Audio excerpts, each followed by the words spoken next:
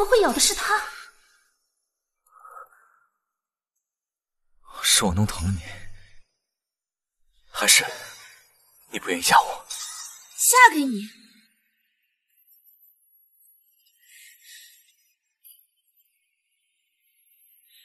我的手什么时候这么年轻了？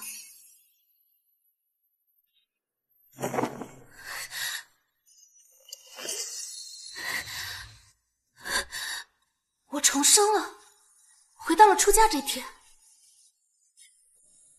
可是怎么会嫁给只能再活3个月的裴如妍呢？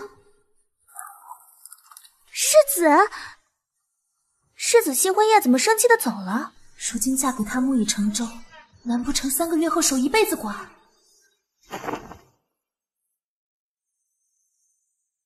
小姐，您和世子圆房了？圆房？没有圆房啊，是半圆房。圆房？只要我尽快生下他的孩子，母凭子贵，我在府中就有保障了。就算他死了也没关系。子玲，快替我穿衣，我要去找世子。找世子道歉？该道歉道歉，该征服征服。圆房。哎，好。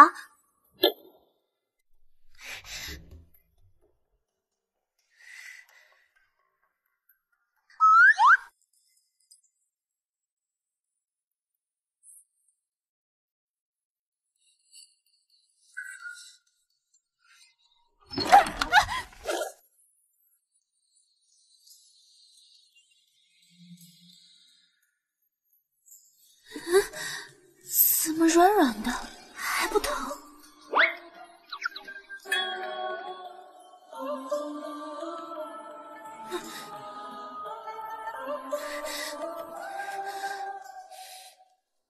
你喝酒了？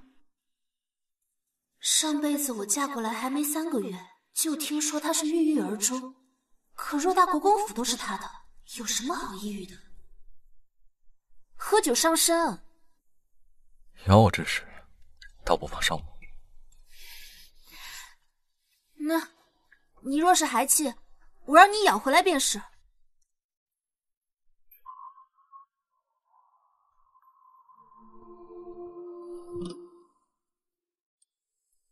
从冷淡到热情，不过半个时辰，夫人就有2副面孔，天下熙熙，皆为利来。夫人到底想从我这里得到什么？今夜是新婚之夜，我想同你在一起。夫人想和我在一起？因为我必须要和你有个孩子。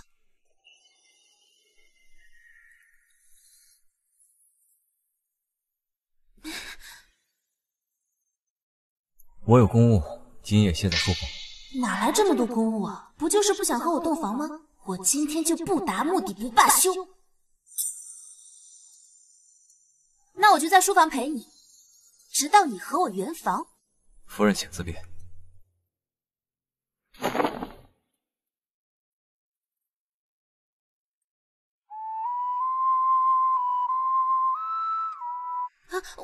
我就是有点冷。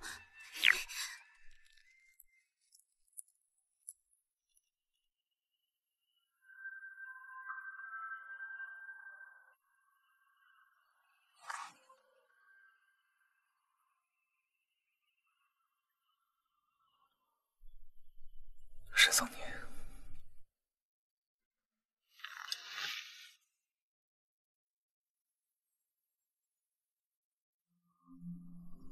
，13年，你就是个小骗子。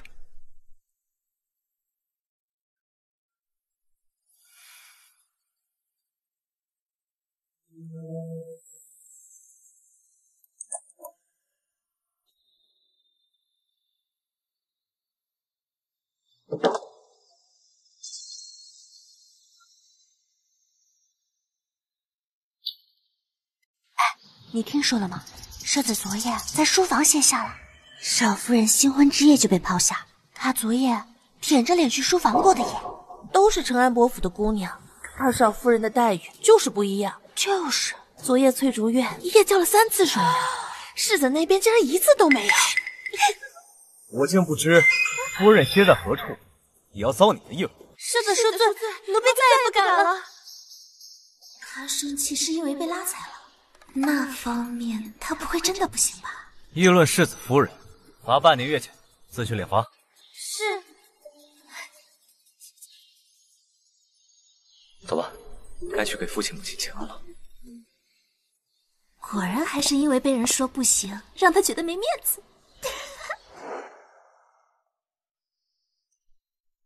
父亲，母亲，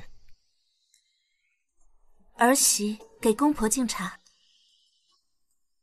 母亲请喝茶。这丫头究竟有什么吸引如眼的地方，能让她3番4次恳求我上门提亲求娶？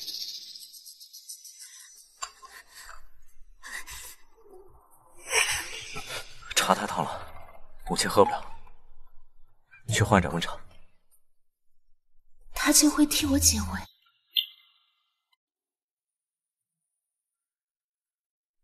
母亲请喝茶。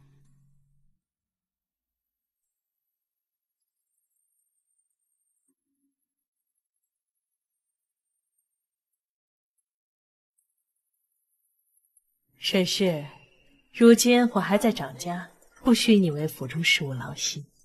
你作为长媳，要早些为允儿开枝散叶。行了，你先回去吧。是。如眼留下。当初这门婚事，你3番4次求娶沈桑宁，我才随了你的意。眼下这成了婚，你为何在新婚夜抛下他，去了书房？我怎么？既然娶了人家，就要负责。是他昨晚突然不愿意的。到底为何？怎么不说话了？昨晚我有公务在身，我先走了。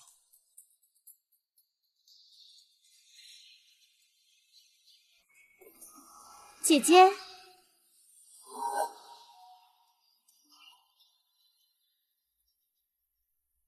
姐姐昨晚世子没有和你圆房，这母亲可有为难你？不过你也别往心里去。母亲虽然骂人话难听一些，但是妹妹怎知我和世子没有圆房？贞洁帕已经检验过了，没有问题。母亲更是没有为难我。姐姐，在我面前你就别装了，你圆没圆房我还能不知道吗？那贞洁帕上的落红，怕也是你割破手指伪造的吧？怎么会没有伤口？姐姐，你骗得了一时，骗不了一世。若你无法生下孩子，就不可能在宫府立足。这昨夜我跟二郎如此卖力，怕是要早比姐姐先生下孩子了。妹妹为何如此笃定？我自有法子，而且我还知道我的夫君将来一定会有大造化。妹妹怎知二公子会有大造化？难不成你能预知未来？难不成你能预知未来？姐姐，你怕不是那画本子看多了吧？我的夫君那是才华横溢，文武双全，将来必成大器。没准之后他还有机会上战场，立功加爵呢。上辈子裴彻确实在战场上立下汗马功劳，可若非我在后方为他砸钱砸关系，他怎么可能在10年内就做到大将军的位置？神庙遗只看到了裴彻光鲜亮丽的一面，却看不到我在背后的付出。算了，我跟姐姐说了你也听不懂。反正呀，这世子是不会有子嗣的，你就等着守完活寡，受死吧！你怎能如此不敬长嫂与兄长？你敢打我！嫂嫂，你在做什么？为何打我夫人？二郎，妙妙不知道做错了什么，竟让姐姐如此动粗。苗苗无辜柔弱，不知道是哪里得罪了嫂嫂。裴彻，上一世为了辅佐这纨绔成为大将军，我劳心费力，外人看我光鲜，实则落得一身病痛。这一世终于摆脱了。他诅咒子嗣，不敬长嫂，院中所有人都听见了，如此口无遮拦，日后若是闯下大祸，我不仅打他，还要罚他抄《道德经》100遍，小惩大戒。淼淼就算说了，也只是一时口误。嫂嫂罚了这么重，可谓斤斤计较。二弟，再怎么说我也是你长嫂，长嫂如母，难不成国公府的规矩是不敬长辈？不敢。那就听嫂嫂的，我替你唱。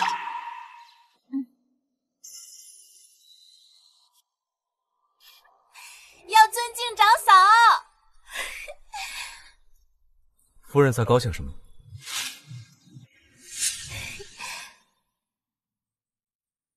我在高兴，嫁给你真好。夫人，当真这么意外？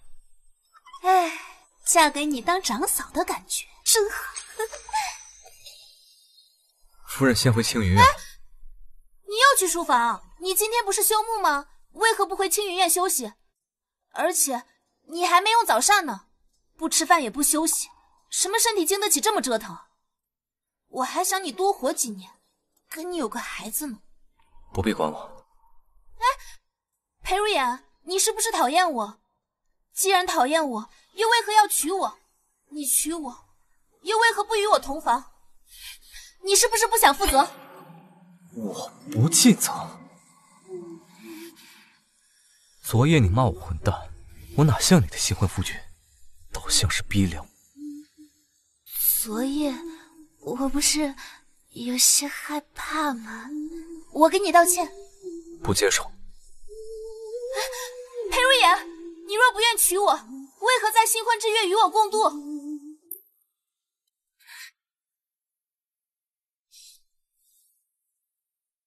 昨夜我同你说的话，你不记得了？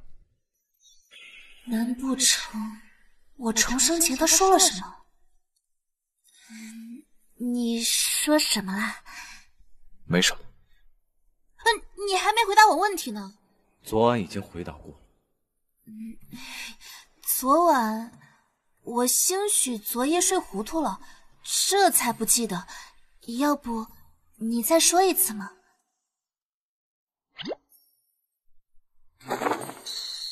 晚上不必等我。怎么这么别扭啊？真难伺候。看来还得再想想办法。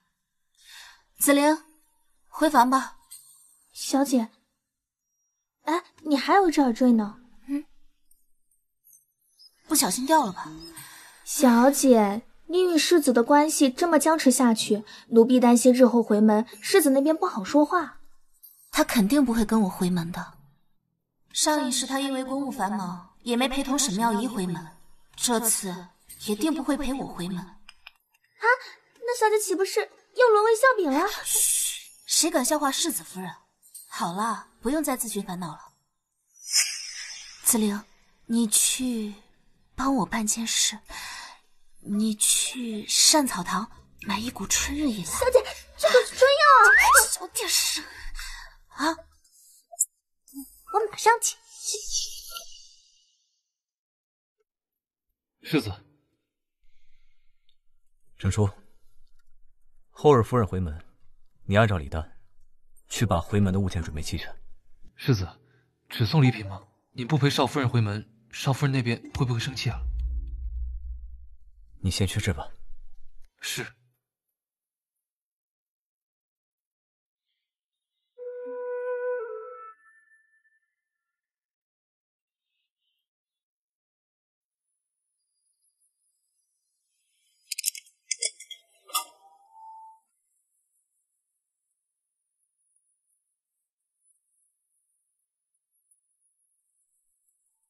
看来他真的不记得了。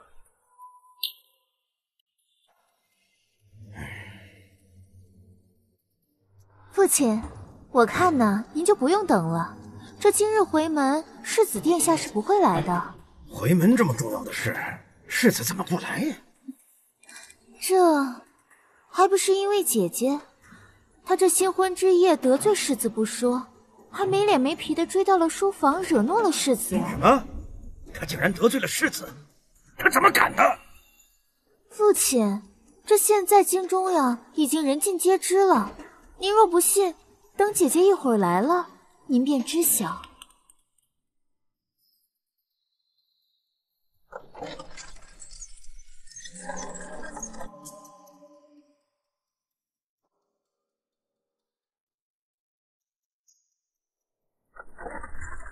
桑宁，世子呢？世子休沐今日结束，公务繁忙，故没回来。回门这么重要的事，就算公务繁忙，也会陪你回来的。我看正如你妹妹所说，定是你得罪了世子，她才不愿来的。父亲，姐姐，我看呢，你就不用解释了，一定是你得罪了世子，不然这为何世子人没来，连个回门礼都没有，就这样让你两手空空？哪像我家二郎，可是带了很多珍贵的礼物陪我回门呢。出嫁前我是怎么跟你说的？出嫁从夫，你这倒好，新婚夜就与世子闹不和，是诚心让我们沈家蒙羞吗？我没有你这样不知羞耻的女儿，你给我滚出去！撤！撤！吁！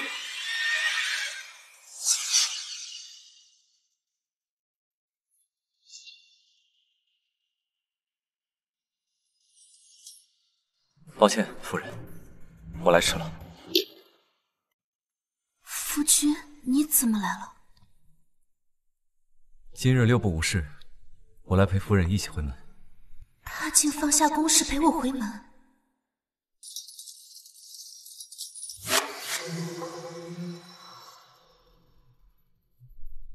为了备礼来晚了些，想岳父不会介意吧？啊，都是小女不懂事，世子可别见怪啊。这怎么可能？还有，我和夫人二人之间的事情，容不得他人多嘴，望各位周知。为什么会这样？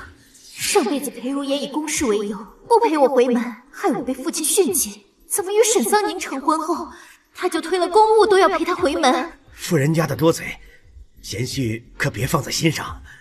既然来了，就先进去吧。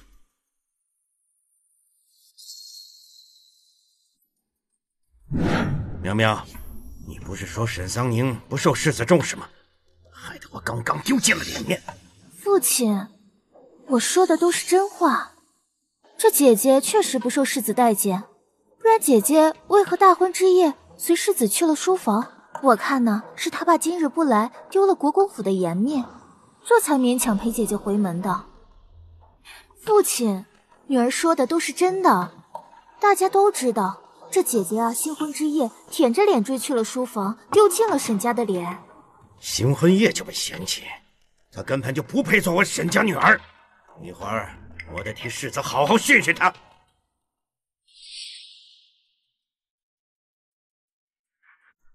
还傻站在那儿做什么？难道这就是沈家教你的规矩吗？回门该拜见父母的，还不赶紧来敬茶？老爷，罢了，我们受点委屈没什么的，毕竟人家如今是世子夫人。我还是他亲爹呢，还不赶紧过来！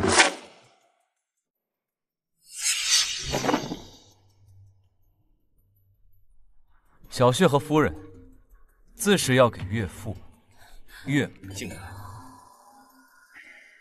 让贤婿见笑了，都是小女不懂事。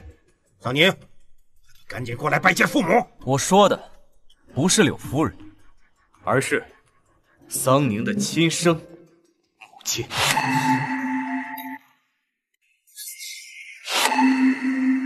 裴如也怎么会帮沈桑宁撑腰？岳母亡故多年，自是喝不上这盏茶。按道理，我与夫人应该进祠堂给母亲敬香。祠堂在何处？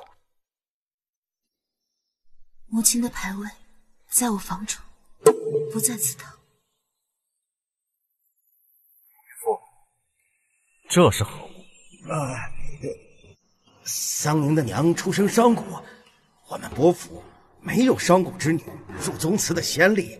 您的原配正妻竟不配入祠堂？还是说我岳母配不上你的沈家？鲜血哪里的话，国公府世子的岳母的灵位，自然也能进宗祠。今天就进，今天。父亲，不必了。母亲常年与我作伴，想必也不屑在沈家祠堂。任桑宁，你如今成了世子夫人，连父亲的话也要反驳了吗？既如此，我们将母亲的灵位带回世子府，可好？好。上辈子我为了将母亲灵位接走，想尽办法，拼尽全力，可最终无可奈何，从未能想过此生能将母亲灵位接走。不可！怎可将桑尼母亲的灵位放在你们夫妻房中？这不行！岳母的灵位，我自然不会放到我与夫人房中，我会将岳母的灵位供奉到国公府。兄长，这不合规矩啊！再说了，父亲和母亲也不会同意的。是呀，这姐姐的生母怎么配？父亲和母亲那边我会去说，至于规矩，夫人的母亲亦是我母亲。孝道就是规矩。岳母只有我夫人这么一个女儿，既然她在你们夫家遭受排挤，那我这个做女婿的也该孝顺一样。岳父不会不同意吧？当然同意。多谢。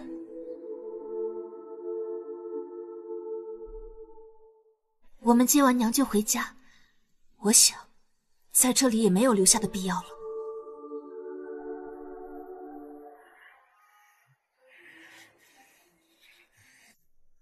沈桑，你真是烦了！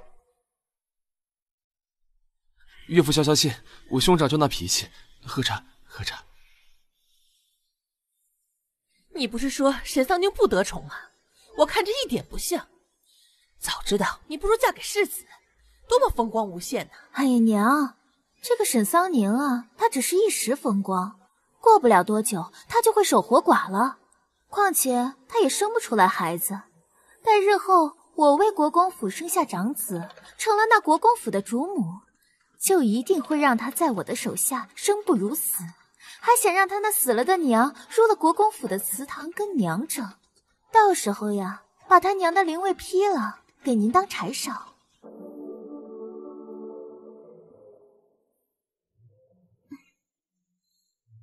二郎，真没想到让你看到这样的一幕。淼淼在这么复杂的家庭长大，还如此娇软天真，可真是惹人怜悯。二郎，有你真好。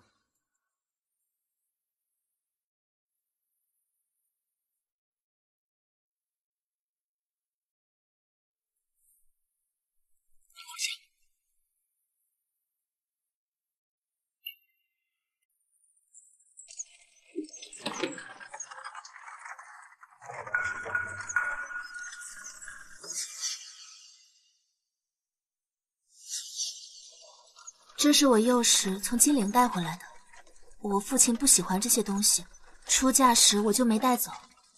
但现在不用在意他的感受了，可以把这个带走了。好，今天吧，谢谢你陪我，也谢谢你为我母亲出头。陪你回门，替你出头，本就是应该的。母亲的灵位进府中祠堂，国公府你不必担心，父亲母亲那儿有我想办法。那我们要不要聊聊子嗣的问题啊？夫人是真喜欢孩子，还是想让孩子巩固地位？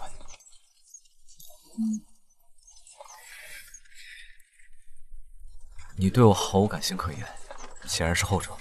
那我现在便可告诉你，子嗣一事不用着急，你也不必想着用子嗣巩固地位，我也绝不会纳妾。可是我着急啊！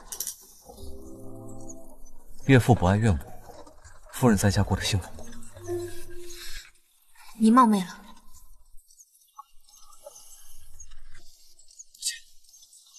我只是觉得感情不睦，不是非得要孩子。你想要孩子巩固地位，可有想过孩子的感受？可世上的夫妻大多受父母之命、媒妁之言，难不成都不生孩子？再说了，国公府门第高，孩子出身好，你我又是好父母，难不成还能委屈了孩子？不是委屈，是我不愿。你不愿？那你新婚夜还碰我了，我脖子都让你切红了。那是因为世子，少夫人，国公府到了。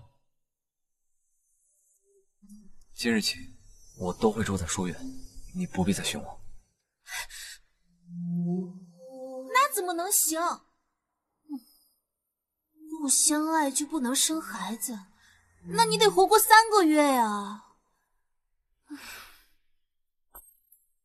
今晚就下药。虽说用点药手段下作了些，但是正经夫妻用点药怎么了？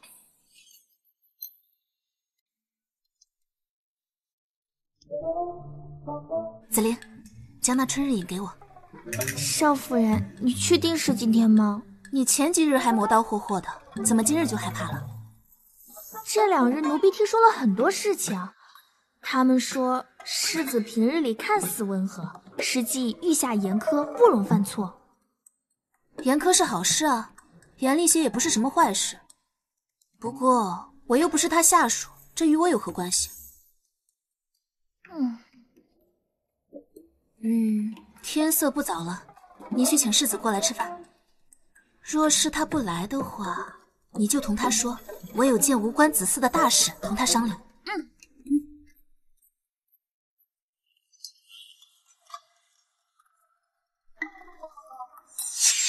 这菜都热了一遍又一遍了，怎么还不来啊？架子倒是挺大的。马车上的不欢而散，不会真的跟我划清界限了吧？要不我亲自去请他来？我正打算去寻你呢。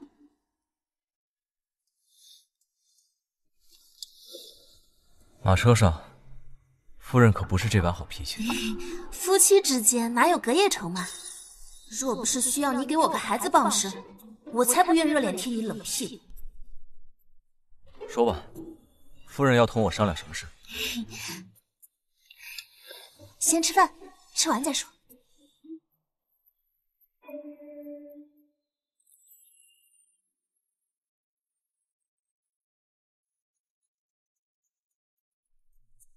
你太瘦了，多吃点。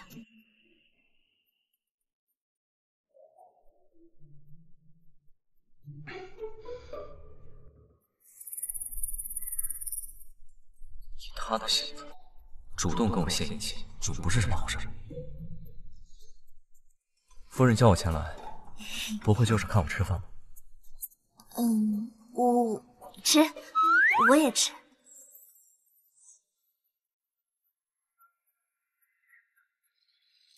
是不喜欢喝吗？他也不挑食，总不能是吃到被下药了吧？这莲子汤我亲自熬了很久，都快凉了。你今日帮我，我想感谢你。你说的话我也细细的想过了，夫妻之间感情好了，对孩子也是好的。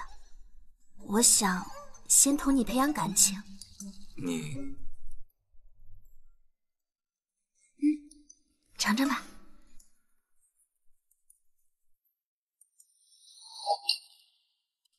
世子，不可！莫不是下药被发现了？少夫人，你有所不知，世子他对莲子过敏，又是吃了一颗莲子，昏迷了2日呢。什么？过敏？哎，行了，退下吧。是。你刚刚为何不同我说你对那莲子过敏？夫人，你是不是不愿同我生孩子，故意不告诉我你对莲子过敏，好以此为理由都避开我？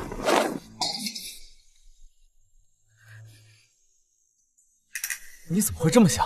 我知道你是因为婚约不得不娶我，我一再退让，我只想同你有个孩子，好在府中有个依靠。可你为了不愿与我同房，居然宁愿昏迷的地步。我已向你保证不会纳妾，非得要个孩子才能保证吗？你就这么不信任我吗？你你何必如此疾言厉色？谁家娶妻回来，只是做个花瓶的。好，那我就不在这里碍你的眼。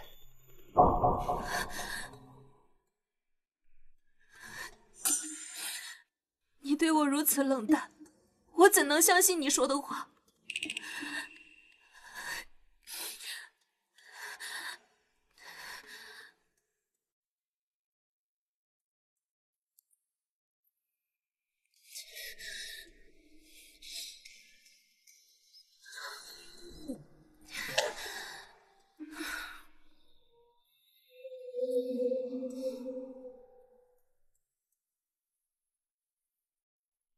少夫人，世子怎么走了？我看他面色不悦。他不悦，我还不悦呢。怎么这般热？少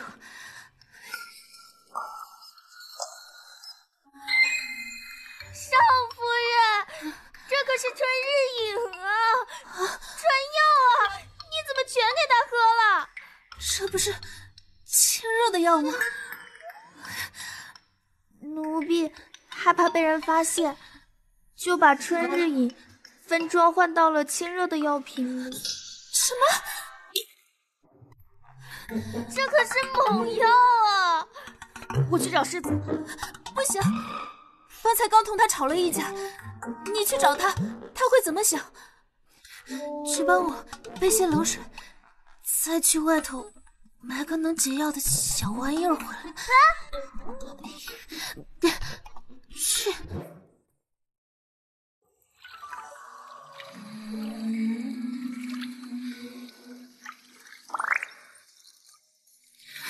夫人，你怎么样啊？你要解药的小玩意儿给你买回来了。你把东西放床上，出去把门关紧。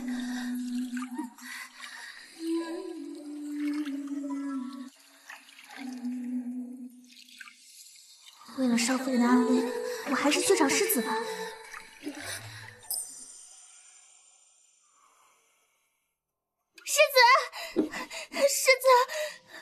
世子，少夫人她不小心把春日饮给喝了，您快救救少夫人吧！什么是春日饮？能圆房的药。春药。春药。绑着丝绸的2个铃铛，这就是紫菱找来能缓解春日饮的小玩意儿。可是该怎么用啊？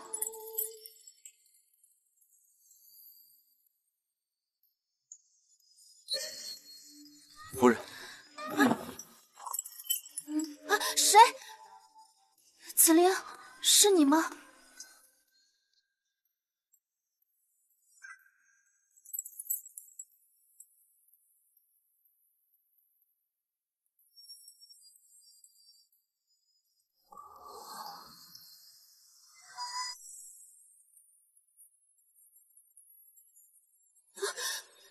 世子，怎么是你？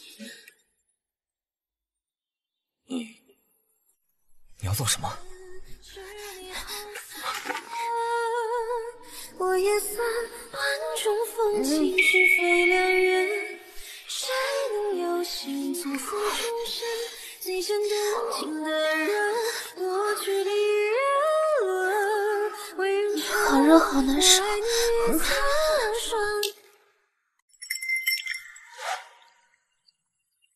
你要做什么？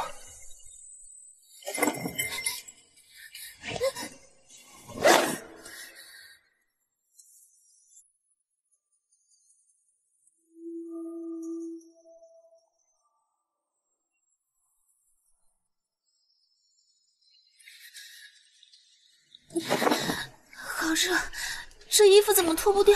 别动，看清我是谁。真俊，我最喜欢夫君。沈少年，你说你喜欢谁？喜欢你啊，我的夫君。当真喜欢我？你从不会拿我撒气，也不乱喜欢别人，而且还会替我出头。最重要的事情，自己会升官。是你好烦，也算万种风情，是非两人。谁能有幸错付终身？最先动情的人，过去里人好热，好难受。为人臣，我爱你，擦亮双眼，明月星辰。不远万里，口入心门。一个孤僻的春，摘花。你中了春药，脑子不清醒，不宜做此事。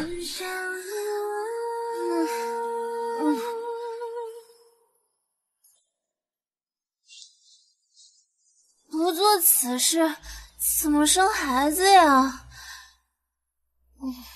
其实那个春药是给你准备的，还准备了许多，放在床头的柜子里了。一次不行就2次，谁让你不跟我圆房的？生孩子，下药。沈桑尼，原来你说的做的全是算计。来人，当堂凉水来。方丈，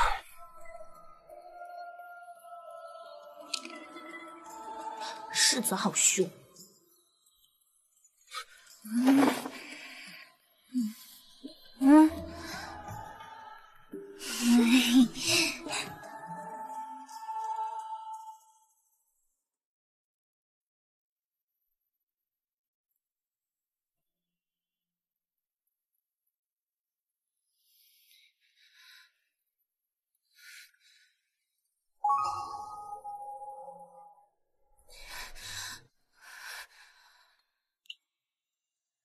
这不是我幼年时在金陵外祖家布坊制作的一匹帕子，你怎么会有？这帕子是昨晚水被打翻了，弄湿了衣衫，随手从你屋内找来处理的。哎，等等，夫君，昨晚我那样不堪，你为何还是不愿与我同房？你说为何？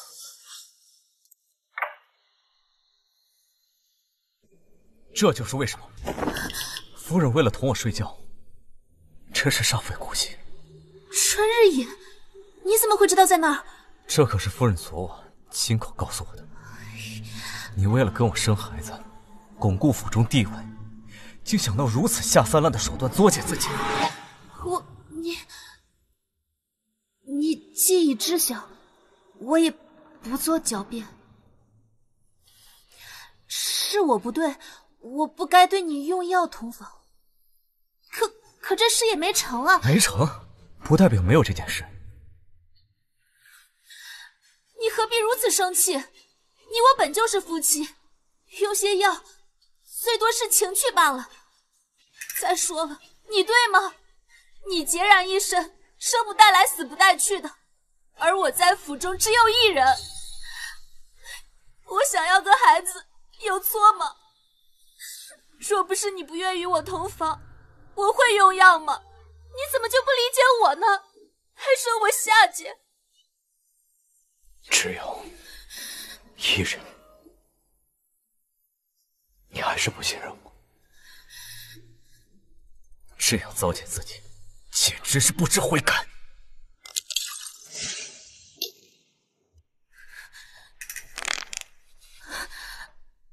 这件事就这么让你生气吗？你好好说话，何必弄伤自己？我身侧不缺虚情假意惯坏的人，夫人不必假好心。你说我虚情假意？你在我床边坐了一夜，就是为了拿这个药来对我兴师问罪。好，你既认定我对你虚情假意，你大可离开，以后两不相见。好，两不相见。若你只是为了给我生孩子，那我这辈子都不可能跟你圆房。既然如此，当初何必娶我进门？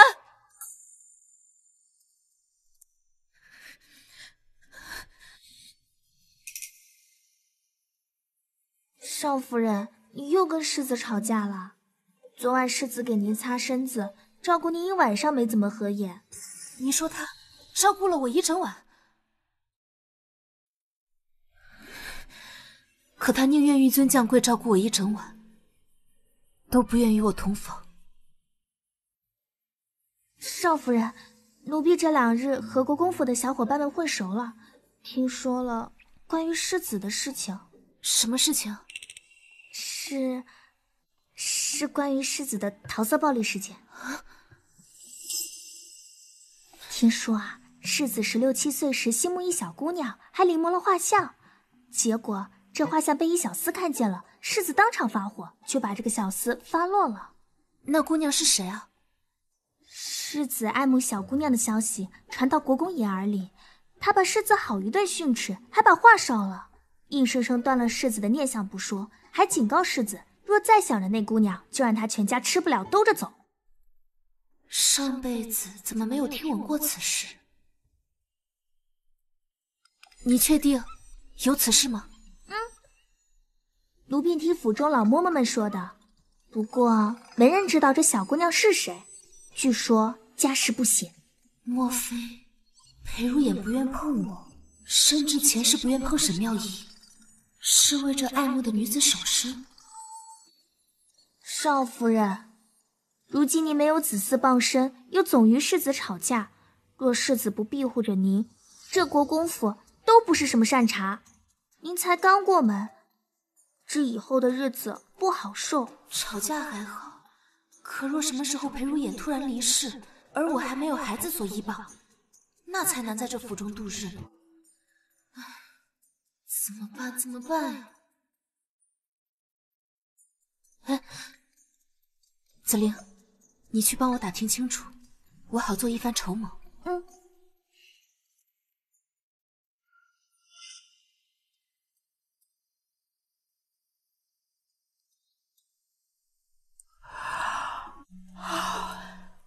也不知道子玲打听的怎么样了。至于裴如眼，那我这辈子都不可能跟你圆房。他定是不会再来了。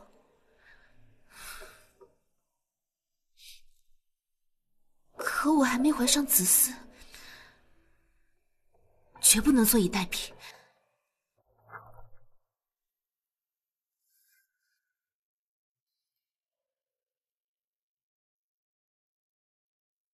你怎么来了？燕儿，你要知道，媳妇儿把岳母灵位带回夫家这种事儿从无先例。你若执意如此，便让沈氏来见我。母亲，这是我的意思，一是我的责任，岳母无子，作为女婿，也应该担起为人子的责任。岳母被伯父所弃，倘若岳母如今还在世，也应该将她接入公府，老有所依。而岳母早亡，若我裴氏祠堂，又有何不可？你这般，仅是为了你夫人？只是尽孝。罢了，你有孝心本就是好事。身为世子，品性纯良，往后家族重担交给你，我也放心。多谢母亲。等等，但我有个条件，彩云，府中多年无新生，如今已成婚，作为长房嫡子，更当做表率。往后你每月初1、15、20要去沈氏那里过夜。你若不同意，这灵位就不允。是母亲让我来的，往后每月初1、15、20，我都会歇在院中。刚还苦恼想着如何找个台阶下，如今母亲这可是帮了我大忙，1月来3日，我得抓紧机会早日怀上孩子。你若不愿，我愿意。今日就是15，你明日还要早起早朝，我们不如先就寝吧，总有机会睡到你生孩子，先稳住你再说。我保证，绝对晚上乖乖睡觉。啊！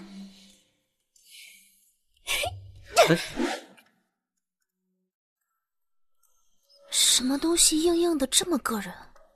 什么东西这么软？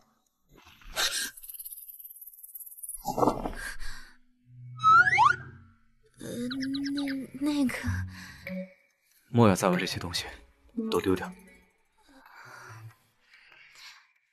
还是说你不想丢？丢，都丢掉。我平日不玩这个，昨日是因为吃错了药，还有那药原先也丢掉了，这只是个误会。你昨日说的话可是真的？哪句话？你说你喜欢我。他心中已有倾慕女子，我也保证守规矩，只是同情。因睡他生子的事情已得罪他2次，想来是在试探我的心思，我不能表现急切，让他更加防备。可是真的？啊，我昨夜吃错了药，睡糊涂了也胡言乱语，莫要当真。好，糊涂了，就当我没听见。怎么又生气了？算了，明日再从长计议。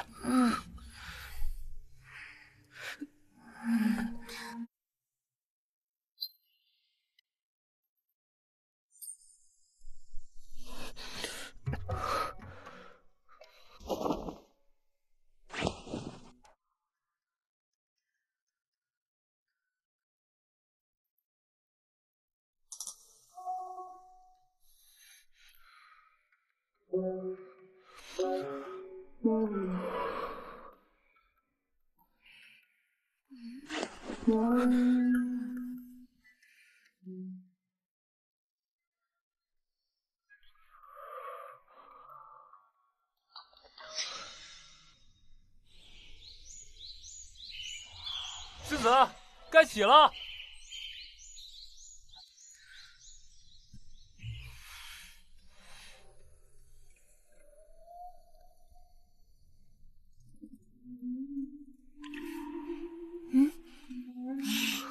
夫君早啊。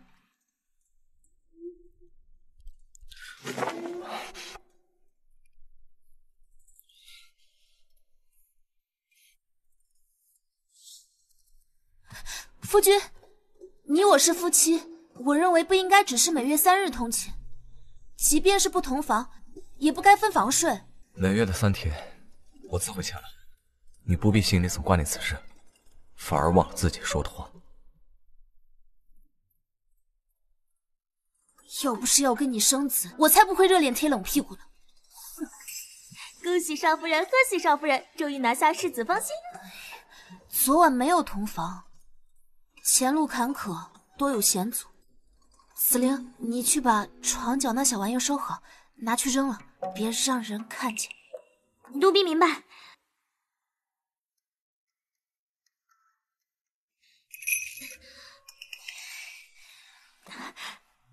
夫人放心，还有4日就20了，到时候世子还会再过来。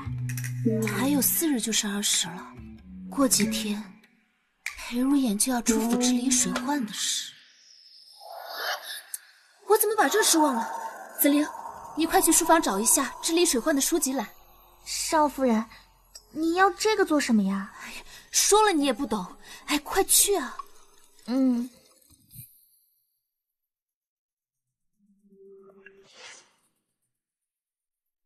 这一次一定要生下长孙。主子，你一直让我盯着青云院，昨夜世子在青云院歇着了，还叫了3回水了。什么？这裴如眼不是不行吗？沈桑宁万万不可怀孕。主子，别急，虽说是叫了3回水，但您瞧，这都是我在青云院捡来的，都是同房助力用的小玩意。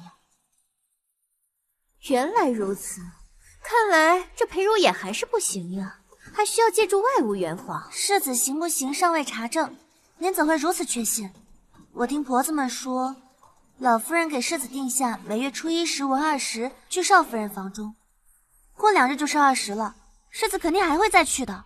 等等，你说过2日是1月20？是啊。我怎么把这事给忘了？这次水患我提前准备，存好大米，岂不是能一跃成为这京中首富？沈桑宁，天助我也！这一世你注定要被我踩在脚下，任我践踏。拿上，我们去沈桑宁那儿。是。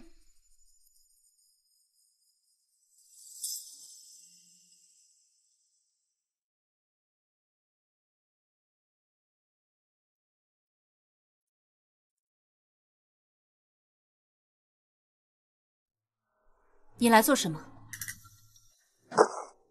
姐姐做事竟如此不小心，幸亏是被我捡了去。这要是被旁人捡到，怕不是整个国公府都要知道姐姐跟世子要借助外物了。我竟不知妹妹如此爱听墙角。你以后呀，这既无权钱在身，又无孩子在手，可我的夫君日后必成大器。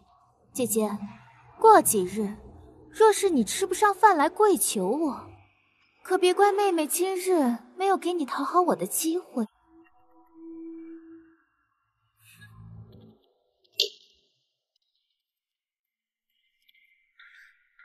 你去把所有积蓄拿出来买米。主子，你确定要把所有的积蓄都拿出来买仓库囤大米吗？但是咱们嫁妆账上没多少了，我担心。让你去就去，耽误我赚钱有你好果子吃。是。扬州水灾，浮尸遍野，米价疯涨，此时我不赚钱，更待何时？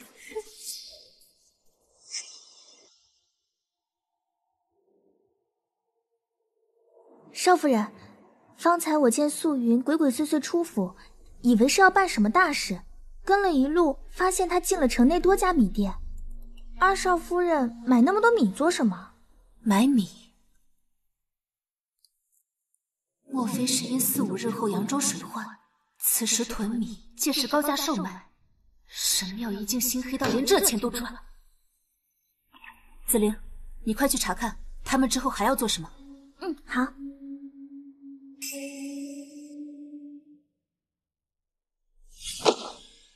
让你去买米，怎么买的那么少？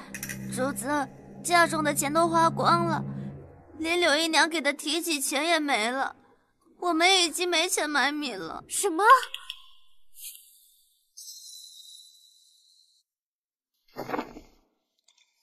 二郎，我最近缺银子用，我盘算了一下，大概缺个7、800两，你可否从府上支一些给我？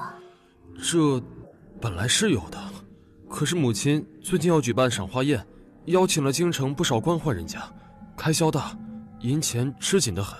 要不你再等等。我可等不了，赏花宴这是一笔大支出，府中账上支使多少钱财都有理由。若是我来操办，府中钱财岂不随我用？夫人，那我帮母亲办赏花宴。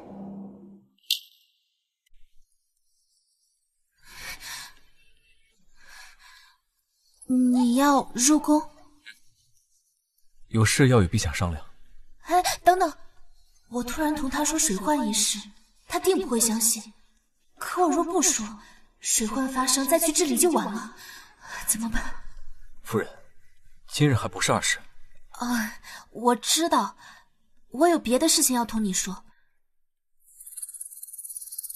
过几日，扬州会发生特大水患，冲破堤坝，毁坏家田，饿殍遍野。这时节，江南水患少有，连朝中官员尚未得到消息。夫人是从何得知到消息的？还是说夫人会预卜先知？裴如言本就神圣敏锐，该如何解释才能让他相信？我自幼在金陵长大，见过类似的事情。因为少有，所以容易被忽视。有1年水患没有得到及时防护，就导致死了很多百姓。夫人，帮我准备笔墨纸砚。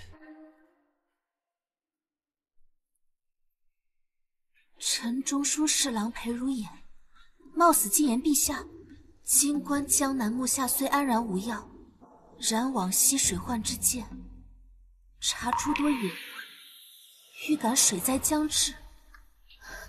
你信我？可若是水患未发生，这便是欺君之罪啊！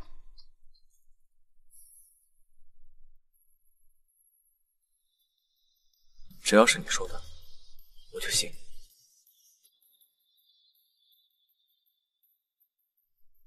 与其被说欺君，那也不能冷眼旁观数以万计的百姓死亡，流离失所。更何况如你所说，若不加速防范，恐酿大祸，悔之晚矣。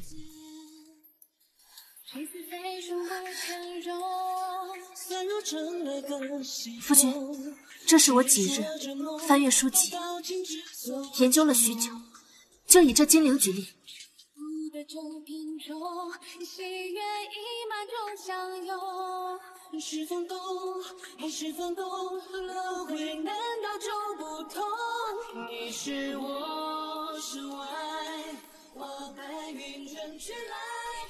夫人，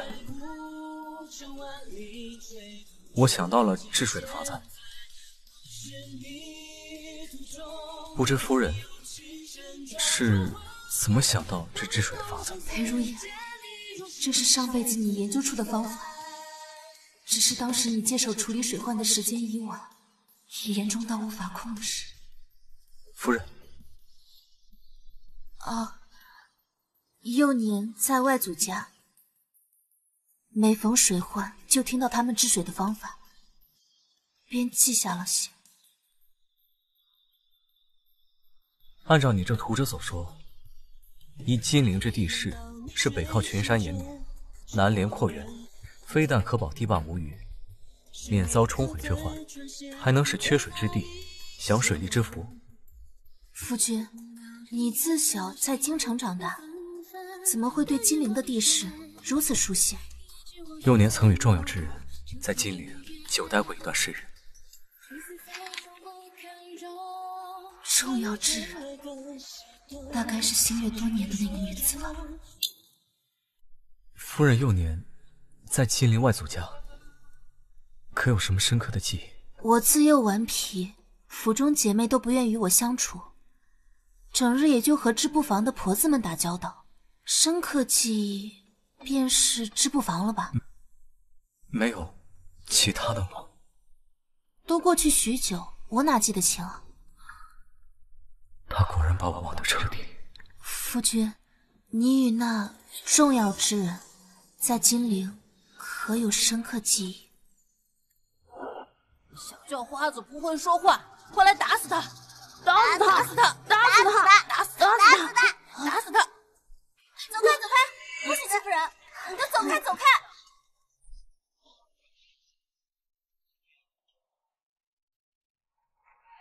跟我走吧，我保护你。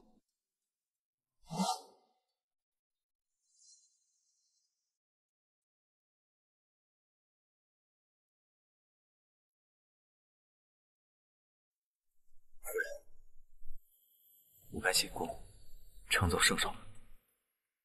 是因为我提及他喜欢的人，让他觉得我多管闲事，不开心了吗？夫君，即便是欺君大罪，我也与你一同承担。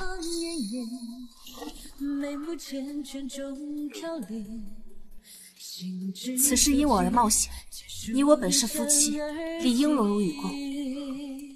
夫君，我等你回家。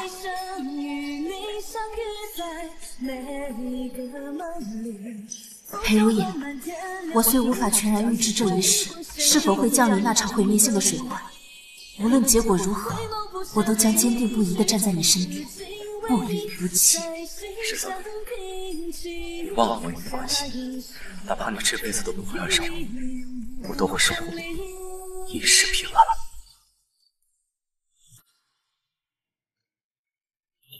姐姐，怎么见着我转身就走了？知道我不想见到你，还往我身边凑。姐姐，你对我这么有意见，不会是因为母亲越过你，把这赏花宴交给我负责吧？我知你心中有气，可是架不住这母亲她就是喜欢我呀。你知道，母亲向来一碗水端平。你不知道当日母亲便让她身边的嬷嬷把库房钥匙送来给我了吗？还特意叮嘱我，让我好好学会如何管家。你说什么？我说，母亲让我学会好好管家。不过是公府的钥匙罢了，又不是你的个人钱财。哼，瞧你那不值钱的样子，几日之后，我便会成为这京城中最有钱的人。到时候，我的钱买下整个国公府都不在话下。沈妙仪，这钱你花的良心过得去吗？沈桑宁，你给我等着！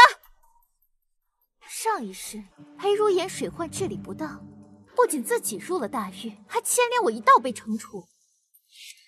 这一世你也逃不掉。5日之后的赏花宴，你就等着跪下来磕头求我，放你一条生路吧。老儿媳妇儿，怎么还不上席啊？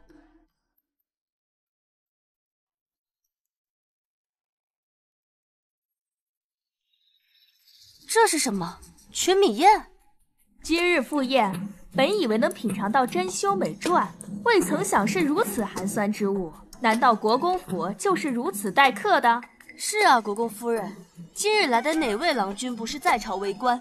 您这宴会上全是米，岂不是太丢人现眼了？老儿媳妇儿，这是怎么回事？这全米宴就是珍馐美馔，今日后水灾马上就要蔓延到京城，到时候米价如金，这等全米的宴会，京城绝无第2个人能办。确实听说南方有水患爆发，我记得前朝水患爆发，白米一夜之间涨了数倍，竟然只有宗室人能吃。若当真如此的话，这宴会确实珍贵。二夫人，我家没来得及买米，我看这包裹里都是米，我能拿走些吗？自然。二少夫人果然大方，怪不得国公府不让世子夫人举办赏花宴，而是交给了二少夫人。国公夫人果然有个好儿媳呀！老儿媳妇儿这次做得很好。我和姐姐一同入这国公府，我办了赏花宴，姐姐也有事情要做。我听闻她已经让世子进宫，至今啊都有5日未归了。老儿媳妇说的可是真的？燕儿进宫5日未归？母亲，世子入宫确实5日未归。母亲，我听闻啊，还是姐姐主动撺掇世子去治水呢。这现在可倒好，这水患未见解决，世子也有5日未归了，连个消息都没有。这说不定是治理不当被皇上惩处，现下已经入狱了。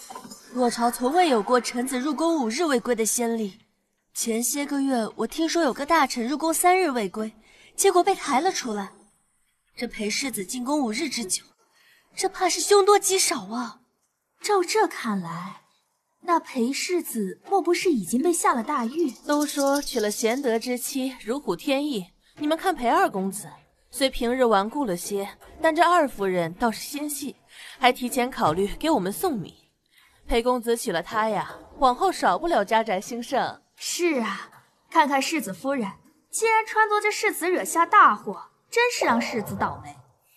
这姐妹俩啊，真是天差地别。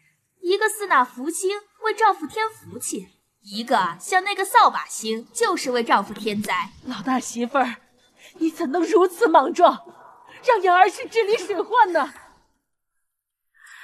都是承安伯府的姑娘，行事你怎么就不起老儿媳妇半分？还好去了苗苗为妻，若是当初去了这毒妇，今天要被降罪惩处的可就是我了。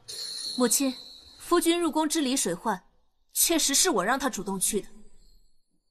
但是，心系百姓，何错之有？如今水患肆虐，万千百姓流离失所，世子身为朝廷命官，更是应尽的责任。救百姓危难，何错之有？为陛下分忧，何错之有？有好的方法能够减少生灵涂炭，非要眼睁睁看着灾难的发生吗？倘若世子真的因为治理水患而被惩处，他为百姓所做的这一切，足以名垂青史。哪怕是要他的性命做抵偿，他也是死得其所，他的一生也是有价值的。我作为他的妻子，哪怕因此而受到惩罚，我也心甘情愿。心怀百姓，为圣上分忧，此等言论较之于朝堂百官一毫不逊色。世子夫人实在是深明大义呀。世子夫人这话说的好像也有几分道理啊。就她为百姓的这份心，也是值得敬佩。老大媳妇儿，姐姐，你可千万不能被姐姐的一番话给迷住了。这姐姐这么做，将我们国公府置于何地啊？母亲，你想想，姐姐现在一门心思都想成为治理水患的大英雄，却是拿我们整个国公府的安危作为赌注。这若是世子治理不当，被皇上惩处入狱，岂不是连累我们整个国公府？他现在是拿我们国公府的安危做赌注呢。老二媳妇儿说的不无道理。老大媳妇儿，你怎么能如此不顾全大局？母亲，我所做的一切都是为了国公府好啊，救百姓也是为了国公府积福。倘若为了一时的安逸，眼睁睁看着百姓受苦，这不仅仅是国公府的耻辱，更是世子的遗憾啊！沈桑宁，你还敢狡辩？身为国公府的世子夫人，你的丈夫不仅仅是你的丈夫，他还是国公府的希望。为了所谓的拯救百姓，连带着把整个国公府都推到了悬崖边上，还敢说是为了国公府好？你太让我失望了。来人，是时带到祠堂去跪着。上一世宫中传来惩治裴如眼的旨意，我连着一并被惩处入狱。沈桑宁，上一世我所受的痛苦，这一世都会落在你身上。等等，若是现在把他送去祠堂罚跪，等会儿降罪旨意传来，还如何像我上一世那么丢人？且慢，老二媳妇儿，你还有什么话要说？母亲，现在就让姐姐罚跪祠堂，似有不妥。我知你心善，但这是母亲的吩咐，莫要阻拦。这个女人，平日里总是心怀叵测，如今好不容易有个机会惩治她，你却不让。二郎，你想呀，这姐姐此次的行为虽然自私，但宫内也并未降下明确的旨意。为了国公府着想，咱们还是严谨些好。亮亮，你说的对，还是你识大体，不像有些人只知道莽撞行事。沈妙仪，你少在这儿惺惺作态。姐姐，我这都是在为了你说话，你怎么能对我如此？母亲，不管这世子有没有成功的解决水患，这宫中肯定会派人传来消息的。万一这世子真的解决了水患，我们现在就已经将姐姐罚跪了祠堂，这传出去，岂不是让人觉得我们国公府失了偏颇？况且现在这里人多眼杂，我们要为国公府的声誉着想呀。老二媳妇说的不无道理，国公府声誉万分重要。沈桑宁，这辈子你就等着被我踩在脚下吧。水患爆发来不及控制，圣上降旨惩处，全国米价飞涨。届时我不仅会成为京中首富，在公府的地位会更加稳固。少夫人，少夫人，世子他解决水患了。太好了，水患解决，裴如也没事变好。那怎么可能？那米价呢？米价还和金价一样贵吗？二少夫人，你在说什么呀？京城的米价肯定是正常的呀。不可能，这不可能！水患得以解决，那米价可不就正常了吗？国公府是把我们当猴耍吗？二夫人不是说得知可靠消息，水患定不会解决？简直毫无体统！我们这些世家在京城也是有一定地位的，若是不想设宴款待，何须如此行事羞辱？你没事吧？国公夫人，你身为当家主母，二少夫人做出如此上不得台面的事，你当真半分不知？你，我还对你高看一眼，今日简直把我的脸给丢尽了！不可能，这不可能！这水患怎么可能被轻易的治理？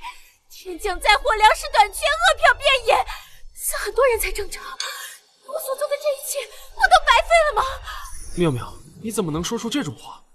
沈妙仪，你竟然会有如此恶毒的想法，居然想看到灾祸横行，恶殍遍野，踩着百姓的生命达到目的。你这样的人简直没有人性！国公夫人，今日之事实在让我大开眼界。本以为你公府家教森严，没想到竟出了个这么不知羞耻的媳妇儿，做出如此大逆不道之事。是啊，国公夫人，你作为主母和婆母也确实失职，这让我们大家以后如何看待国公府？有这样的媳妇儿做出如此自损根基的事情，那国公府今后怕是要被他拖累了。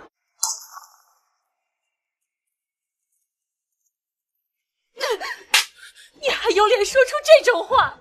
你竟敢以一己私欲，做出囤米盼水患、发国难财这种大逆不道的事情，你究竟是想要干什么？不是的，不是的，是他，一定是他！你是他的婢女，你是在帮着他说假话！你还狡辩，我还敢推卸责任！母亲，母亲，你信我，你信我！世子至今未归，若是他有功，那圣旨早就到了呀。可现在圣旨还没到，这说明他一定是受到了惩处，一定是姐姐怕你惩罚他，所以故意构陷我的。圣旨到，一定是惩罚的圣旨到了。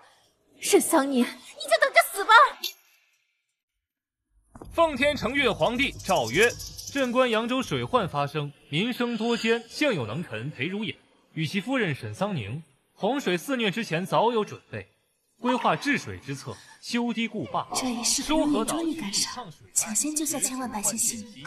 为什么不是降罪的旨意？大胆！你这夫人竟如此无礼，竟敢强抢圣旨！沈妙仪，你在干什么？你这个蠢货！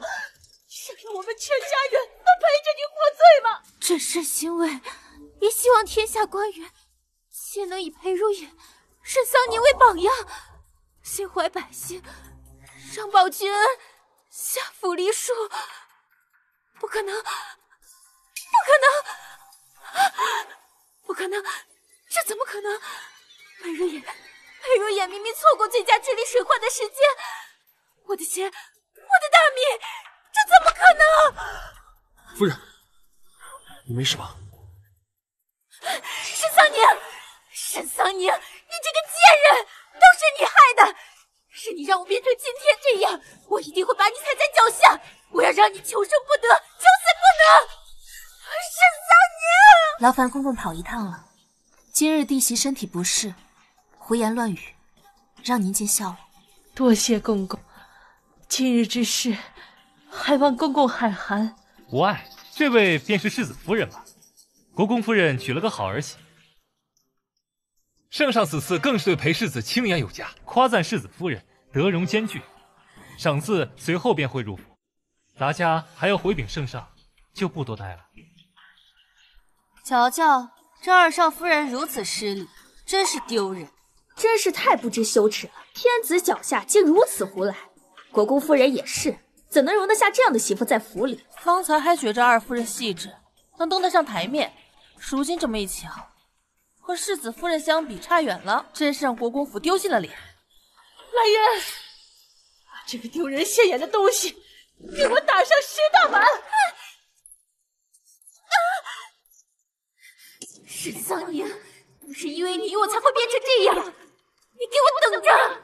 母亲，妙妙身子弱，经不住这样的，你就饶了她吧。彻儿，你连好坏都分不清了，你太让我失望了。来人，把二少爷拖走，把二少夫人带到祠堂，关禁闭。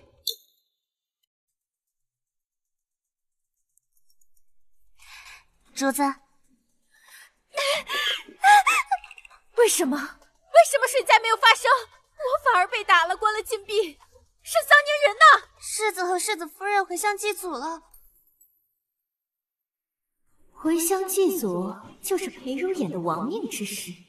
沈桑宁，你终究要走我的老路，嚣张不了多久。哼，祭祖，对，素颜，水灾发生之后，不是有人特别讨厌裴如眼吗？赶紧把回乡祭祖的消息透露出去，包括准确位置。是。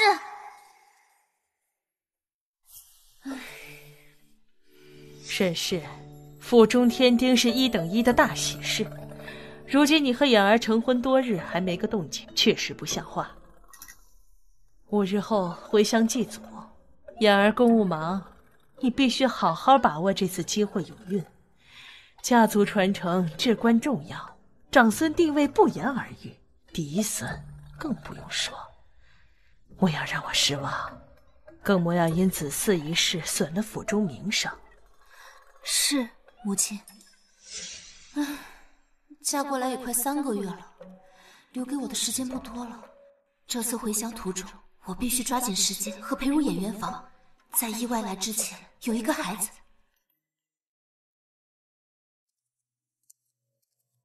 夫人，床铺都已收拾妥当，怕您睡不好，我还特意多垫了一层褥子。子令，这里竹子颇多，定有竹笋和兔子。咱们今晚就吃竹笋和兔子加餐。你去准备些工具。好。婆母可是派人盯着，今天晚上咱俩可必须睡一间房。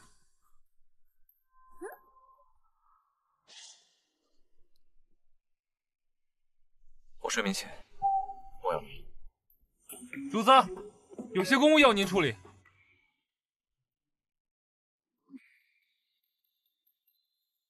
我睡眠前没有乱动，我睡觉老实得很呢。不过只要睡在一起，就有机会孤男寡女共处一室。到时候我这里摸摸，那里碰碰，就不信你对我没感觉。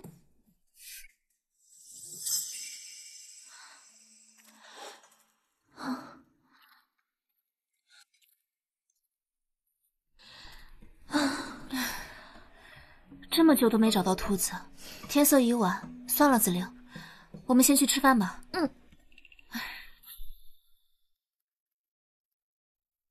哎，是兔子，我和子令找了一下午都没找到，你们这是从何而来的呀？是世子，他想办法，好不容易给你打回的兔子。多嘴！你那么凶他干嘛？你前段时间呢，治理水患，操劳忧心，野兔最补身子，多吃些。他竟是为了我，养好身体也好多活些日子。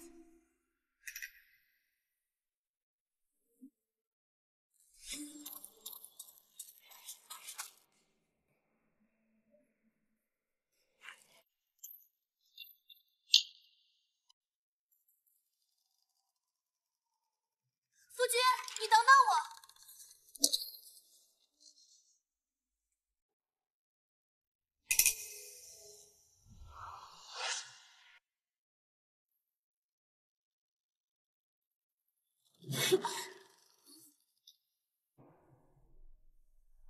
夫君何故如此紧张？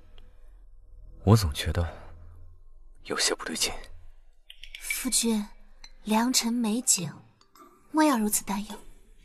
夫人，我俩已做君子之礼。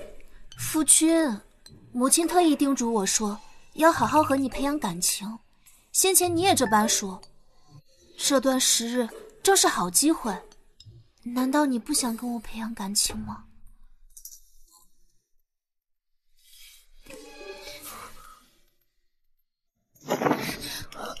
夫君，你我夫妻之间床地之事，你无需特意避让，更无需忍耐。夫人，这种事情要两情相悦之人才会让彼此都舒服。怎么脚下软软的？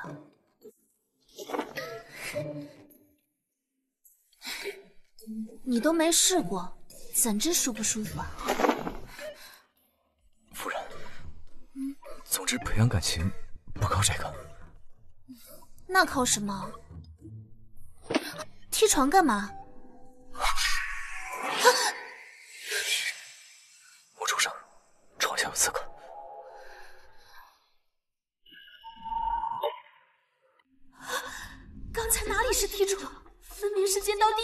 刺穿啊！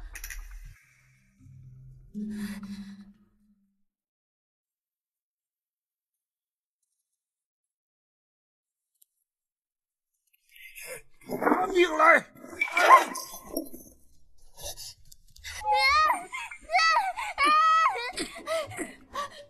夫人放心，我们保护你。子林，你小心！都别动，否则我杀了他！宁宁，本来想等你们熄了灯再杀了你，没想到你一直在恩爱。我就想啊，等你们行房事实再动手也不迟。可没想到我都等着急了，你们就是不干正事。哼，裴世子莫不是柳下惠？你是什么人？你想要什么？拿钱办事的人。裴世子，你就不应该管朝中的水患之事，影响了别人的财路。朝中有人看不爽你，你别动他！你若伤到他，我要你全家陪葬！他们都退下！好，全部退下。你若想活命，现在放了我，竹林四通八达。你若放了我，他们不敢杀你。放了你，他们定会朝我放箭。我有你这么好的人肉垫子，怎会轻易放了？我一向守信，我不会让他们放箭的。裴世子，我看你们夫妻恩爱，我不忍杀你妻子，可我也不好空手而归呀。你方才问我想要什么，要你的命，你给吗？裴如言，你别信，他没想让你活。找死是不是？裴世子，你最好快些做决定。好，你先放了他，自断手臂，看个诚意。别动他，我答应你。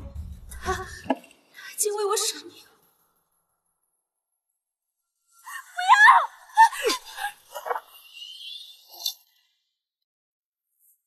世子，死吧！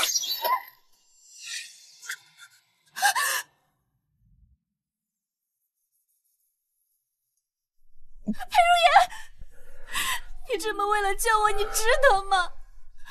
只要你没事，一切都值得。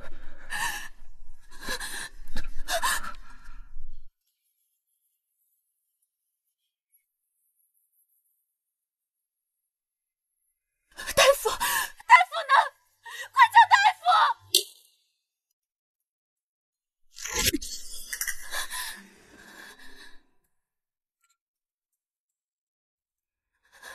大夫，接下来该怎么办？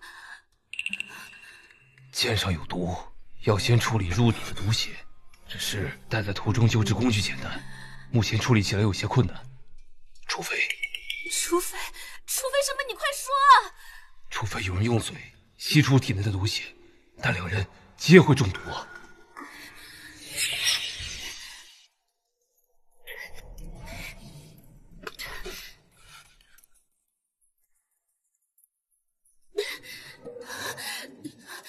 大夫，你快看看他。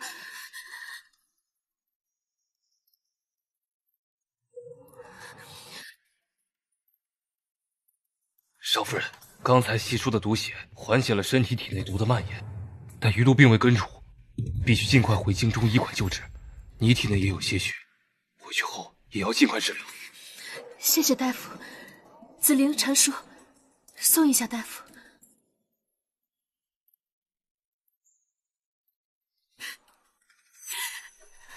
裴如意，只要你人没事就好。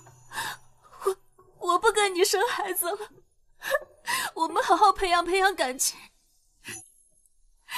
我不知道你说的相爱是什么意思，但是我只希望你能够长命百岁陪在我身边，相守一生。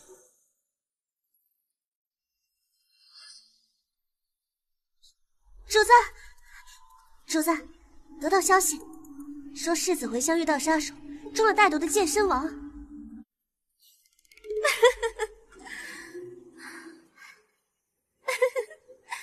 裴如言，看来你还是逃不过早亡的命运。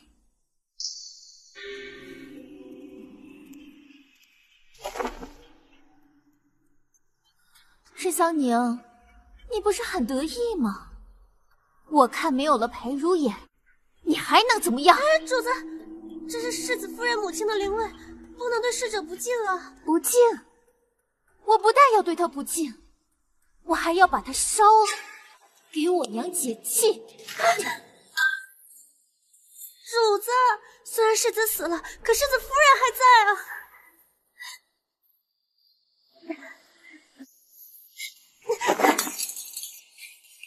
冷静，如今裴如眼一死，我马上就是世子夫人。上一世因为没有子嗣，没有丈夫撑腰，让我受尽屈辱的日子，我终于能够报复归来。这一世我不会让你们好过。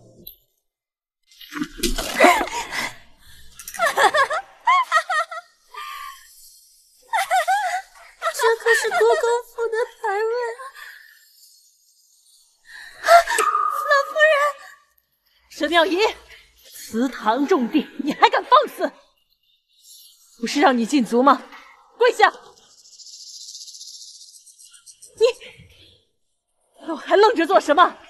这个疯女人，给我捉住！你们这帮狗奴才，敢抓本世子夫人，狗命都不要了吗？如此张狂，不知天高地厚。什么世子夫人？你算个什么东西？心存歹念，不思己过，还敢在祠堂胡作非为！你莫以为嫁到了国公府，可以为所欲为？轮得到你做这个世子夫？你还差得远呢！母亲，我劝你啊，对我好些。这如今裴如眼遇刺，性命不保，他沈桑宁膝下无子，以后我的夫君自然就是世子了。难道你想让整个国公府都断送在你手里吗？说什么？嬷嬷，快去打听一下，这到底是怎么回事？是，老夫人。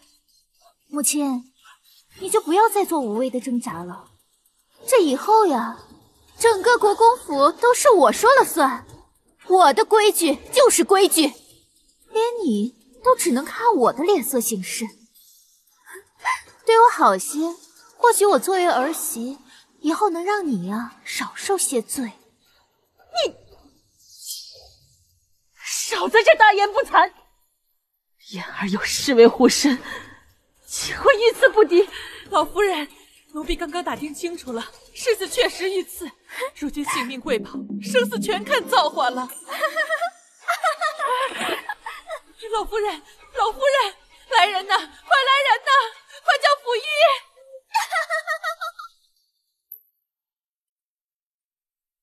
少夫人，您也中毒了，要不然还是先去医治吧。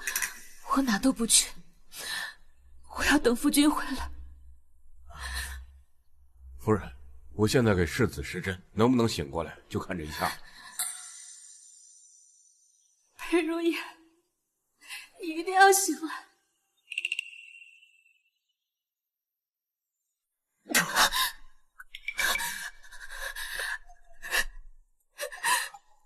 夫君，夫人，我要哭了。我这周全定不会食言。夫人，你怎么了？世子，夫人这是为了救你，将体内毒血吸出，体内留有了残毒。我这就为夫人去写几副解毒的方子，保证服几个疗程就好。夫人，你为了我何必？夫君，你可以舍命救我，我也可以。我救你，是因为你是我心爱之人，我在你心中也是你心爱之人。再说了，你是我的夫君，我做这些是应该的。我还想仰仗你保护我，怎么能眼睁睁看着你身处险境而无动于衷呢？原来她只是因我是她丈夫才如此。你要去哪儿？大夫说了，你要好好养伤，不可乱动。我遇刺的消息定会传回府中，母亲知道了，一定会心急如焚。我得回去报个平安，稳住国公府。你好好休息，交给我，我会回府给母亲报平安。少夫人，出什么事了？少夫人，您可算回来了。二少夫人她不仅把祠堂给打砸了，还说世子遇刺身亡，老夫人都被气得晕倒了。什么？什么？而且什么？你快说啊！而且二少夫人还把少夫人母亲的灵位给烧了。母亲的灵位？二少夫人现在在哪儿？快带我去见她。那边。二郎去哪儿了？奴婢回来的时候，听说二公子去了军营。记得上一世，几日后，裴彻因猎场上救驾有功，得到陛下嘉奖，宣布承袭世子之位。那我倒是也顺理成章成为世子夫人了。沈桑宁呀，沈桑宁，这辈子你就看我风光无限吧。万一世子没死，回来了怎么办？你就把心放在肚子里吧。裴如颜死了，那是板上钉钉的。你且等着你的主子成为世子夫人吧。你跟着我呀，就平步青云了。沈妙仪，谁给你的胆子，胆敢把我娘的灵位烧了？少夫人，您回来了。我就是烧了，那又怎样？一个低贱出身的商贾之女罢了，怎么配入国公府的灵堂？沈桑宁，你敢打我！来人，把他给我拿下！我看谁敢动国公府世子夫人？什么世子夫人？这裴如颜都已经死了，马上呀，我家的二郎就会袭爵，到时候我才是这名正言顺的世子夫人。闭嘴！裴如颜活得好好的，你少在这儿造谣，引起府中慌乱。裴如颜活得好好的，那他怎么没来？怎么是你在这里？他受伤养病，过几日便会回来。沈桑宁，你就别找借口，强装镇定，还不快把他给我拿下！不然等我成了世子夫人，不会放过你们的。沈妙仪，你破坏祠堂在先，弃病婆母在后，如今更是不把世子放在眼里。等裴如颜回来，我看你到时候如何收场！你少拿裴如颜吓唬我！马上我就要成为世子夫人，到时候这整个国公府都是我的，谁还敢不敬重我？沈桑宁，我劝你啊，还是担心你自己吧。来人，拿火盆来。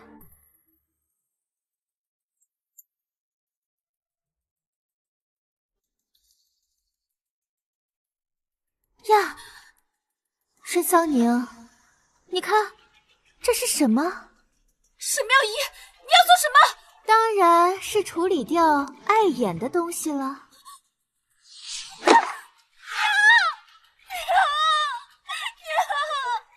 来人，找个人牙子把它给我卖了。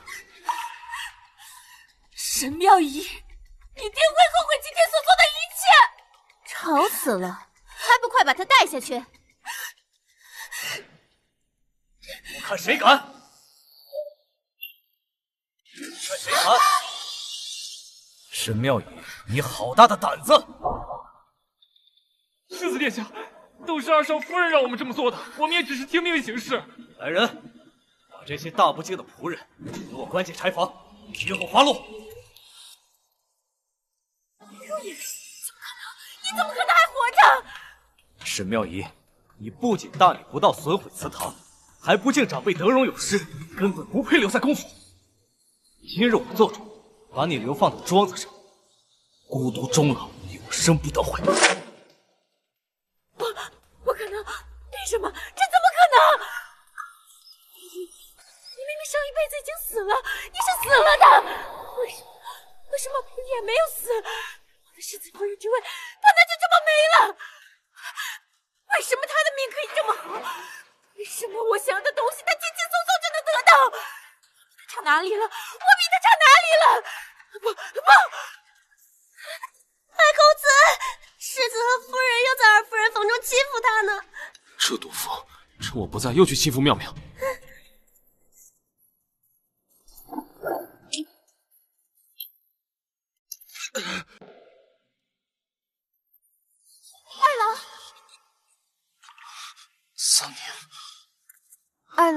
没事吧？二郎，我不知道今天是怎么得罪了姐姐，她竟然带着世子来逼我。以我的了解，他不会伤害你的。以你的了解，你什么了解？你对沈桑宁能有什么了解？凭什么？凭什么你都觉得他没问题？凭什么？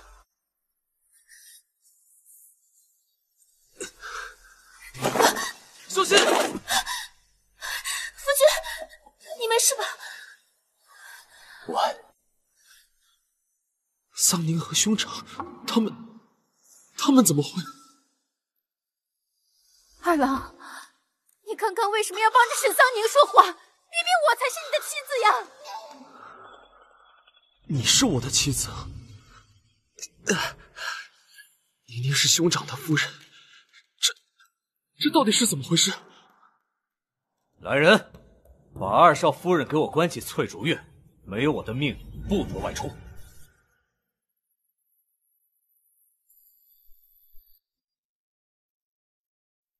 我们走。二郎，你刚刚为什么不保护我？你为什么要替他们说话？你有没有把我这个妻子放在心上？有没有？泼妇，还敢无理取闹！我为什么要帮你？你自己做了什么？你心里清楚。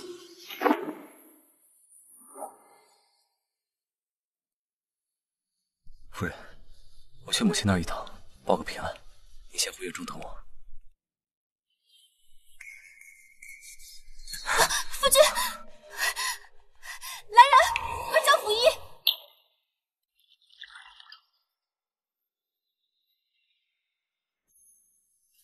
沉迷在你清澈的眼睛，是途中最难忘的风景。好熟悉的名字。她就是你喜欢的那个姑娘吗？少夫人，这药都煎了2遍了，世子还不喝可怎么办呀？交给我吧。子令，世子刚才喊了好几声泱泱，你去帮我查一下他是谁。是，少夫人。心也不再泛起涟漪，天灯亮起，相聚别离，人来人往中更替，翻山越岭寻一个你，步步死生，步步相遇。只要你离想，哪怕是要成全你，只为独你，我也心甘情愿。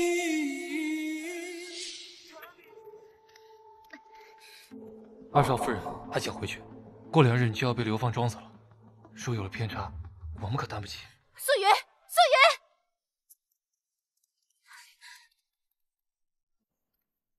主子，见我被关，你是不是去沈桑宁那儿谄媚，要去他房中？没有，奴婢没有。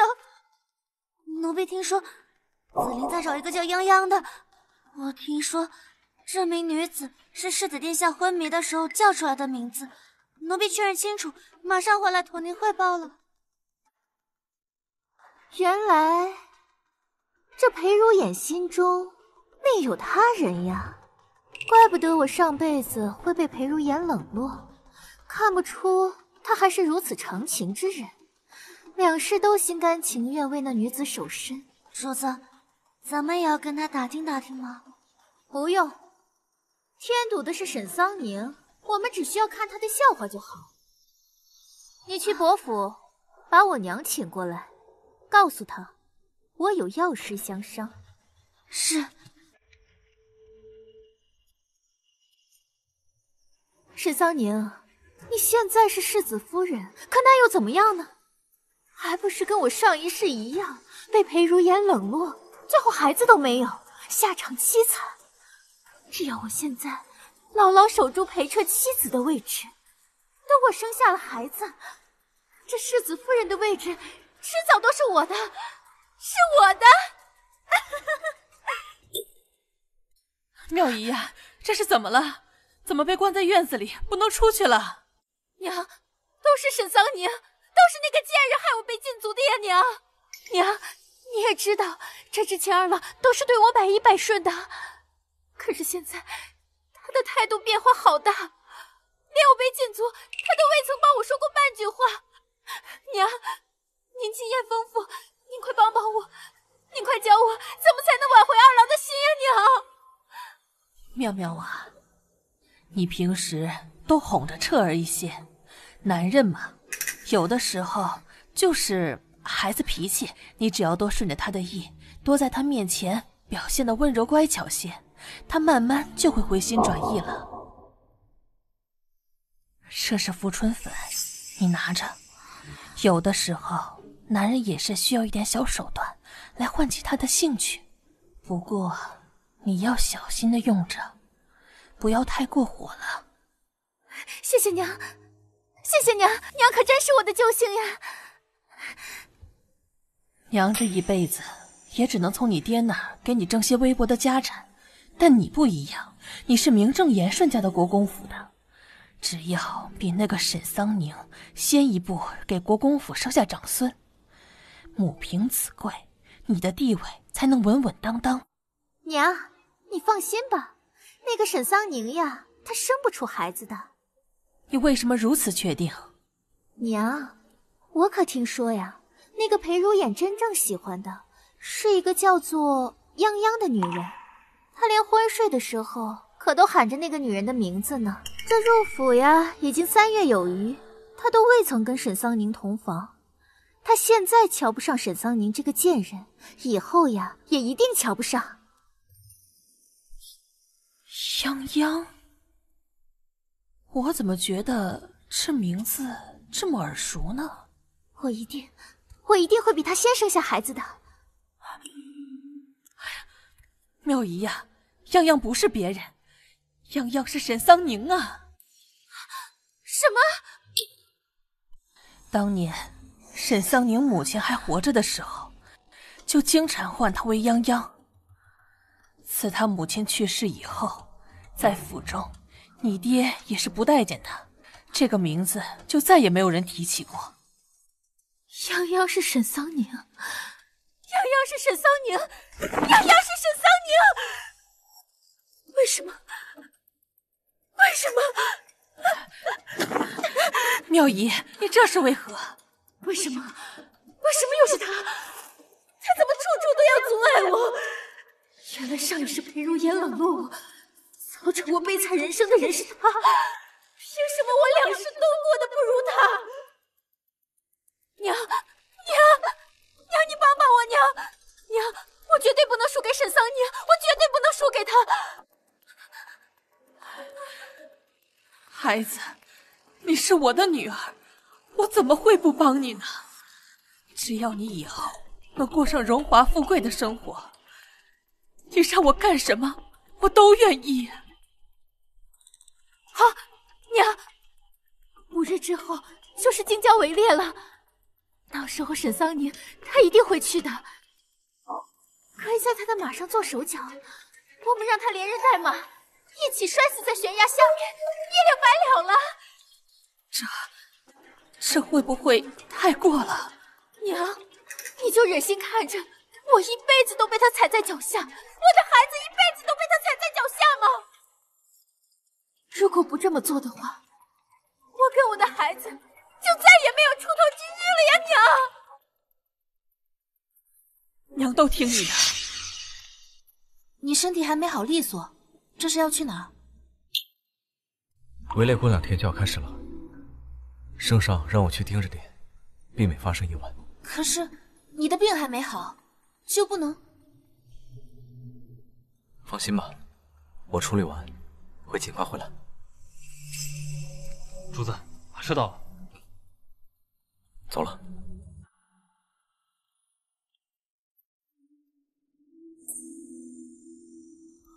宁宁，世子已经外出处理公务，二弟等他回府之后再来吧。宁宁，我是来找你的。二弟，请注意你的身份，宁宁也是你可以称呼的吗？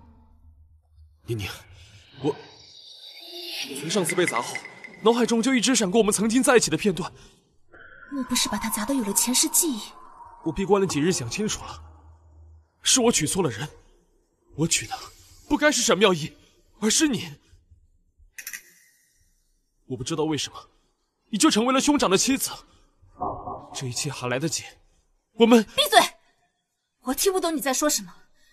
我是你的长嫂，你若是再这样，我可要叫人了。宁宁，你不是我的嫂嫂，你是我的妻子，你是宁宁。裴彻，你要干什么？这府中可都是人，我们是兄嫂关系。宁宁，你现在想不起来没有关系，你信我，我们曾经真的很相爱。上辈子我忽视你太多了，上天给我这个机会，一定是让我弥补错误。我们应该重新开始的。放手！不放！宁宁，我说的都是真的，我们真的在一起过，相爱过。我知道你耳后有一颗痣。裴彻，那只不过是你说服自己的原因罢了。你以为我还是上辈子为你尽心尽力的沈桑宁吗？上辈子我为你做的那一切，都得到了什么？你上辈子终究只是上辈子的事。我知道是我对不起你，上辈子让你受了太多委屈，但我是真的爱你，你信我。裴彻，你错了，你爱的不是我，你爱的是你自己罢了。不，你之所以会恢复记忆，过来找我重归于好，不过是因为你觉得沈妙仪给不了你多少的帮助，而你这辈子过得没有上辈子顺风顺水罢了。不是的，宁宁，我是真的爱你，想要弥补从前对你的伤害。宁宁，我知道，我是了解你的，你是爱我的，你不会这么快就忘记我们的感情的，对不对？裴彻，上辈子嫁给你是因为所有人都教导我，丈夫是天，夫妻应该荣辱与共，我应该管理好内宅，应该做一个贤内助，成就丈夫的一番事业。而我为你所做的这一切，都是这个原因。直到我遇到裴如也，我才知道我跟你之间那根本不是爱。你和我之间的不算爱，那你就认为你和兄长之间是爱吗？裴彻，你听不明白吗？我不爱你，我也不可能跟你重归于好。沈桑宁，你不要太天真了，只有我才是真正爱你的。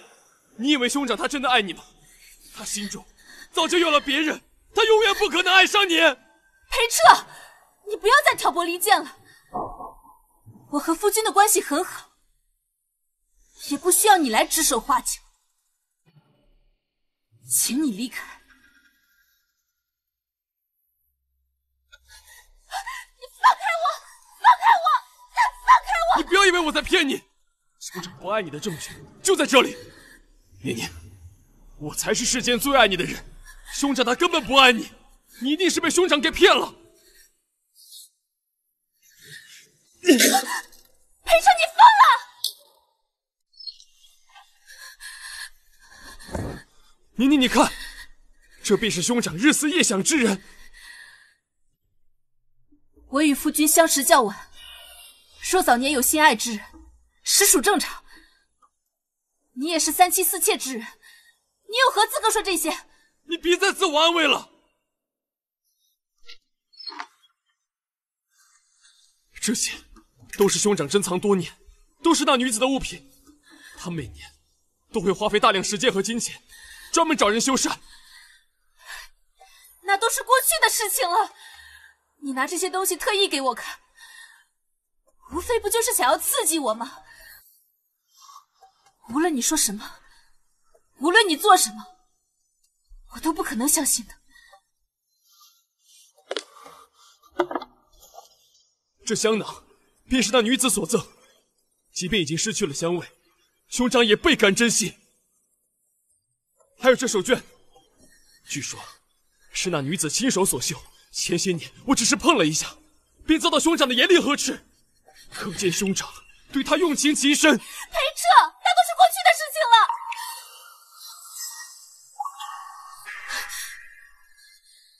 这不是我幼年时在金陵缝制的帕子吗？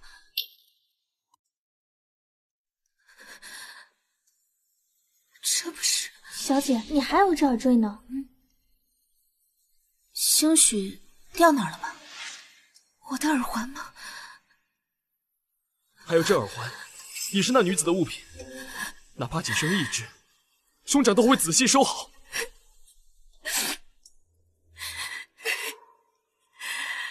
这些都是我的物品。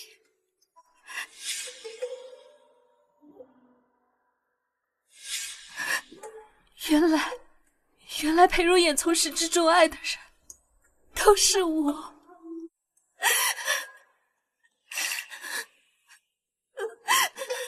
宁宁，对不起，我不是故意的。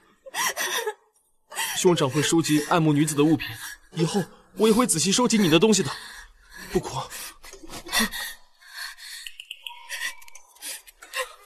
宁宁，你为了兄长竟如此上心，你放心，等你回到我身边，我这辈子一定会让你做全京城最幸福的姑娘。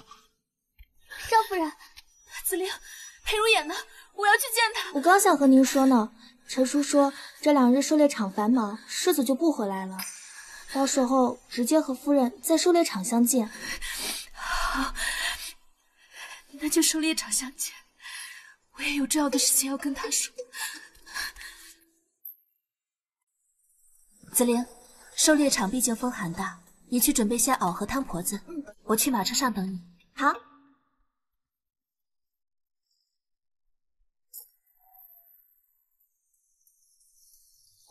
世子夫人对不住，谁让你得罪了人？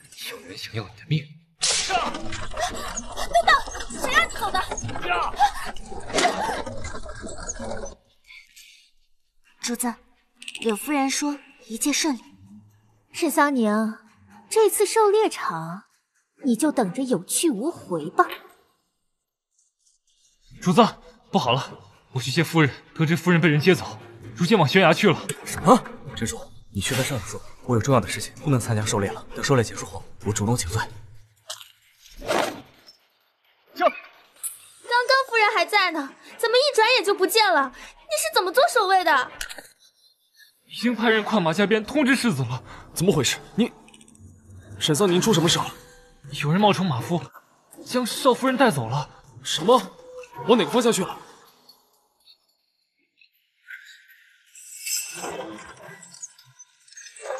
坏了，前面就是悬崖。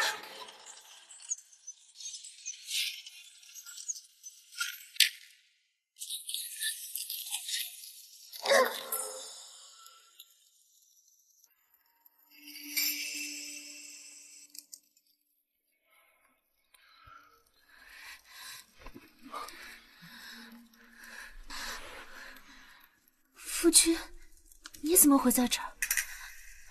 不知道什么人在你的马车上动了手脚，你的马车失控了。我得到消息看来，幸好没有驶向悬崖。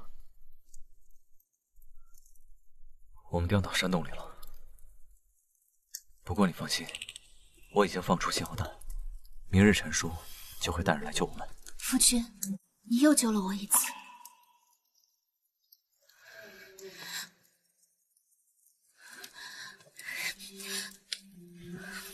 夫人，你这是做什么？你原本就有旧伤，又为了救我掉下山崖，万一……夫人，我真的没事。夫君，你不要总是把我推开。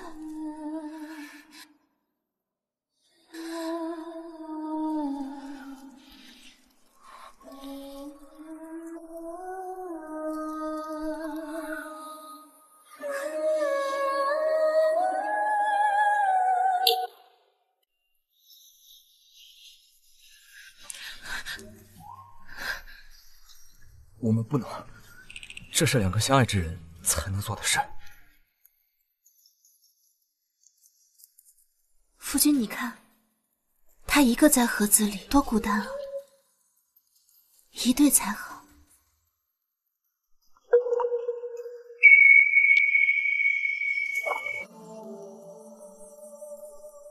夫人这，夫君，自与你成婚之日起，我便只想着诞下子嗣，以作依靠。后宅中的女人皆知母凭子贵，我亦不能免俗。我原以为与你成婚，即便没有感情，仍可相敬如宾，平淡度日。然而与你相处后，你的温柔体贴，你的次次舍命相救，皆让我心动不已，只想跟你此生携手白头。至于那子嗣之事，已然不重要。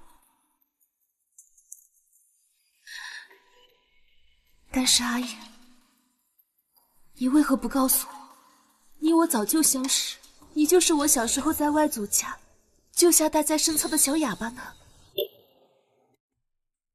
夫人，从你出现在我面前，让我跟着你，你保护我的那一刻起，我就爱上你了。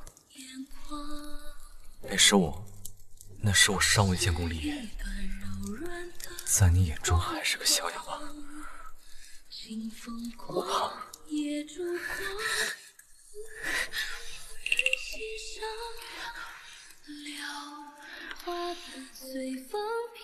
阿言，我俩是两情相悦，并非你一个人独自暗恋。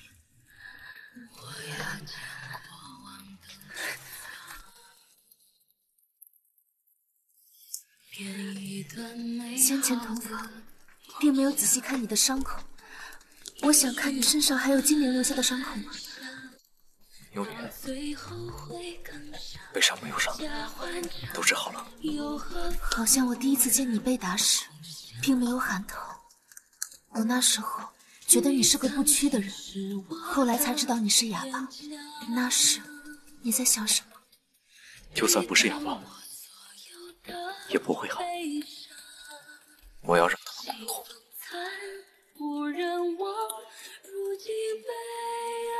这个呢？当时你喊疼了。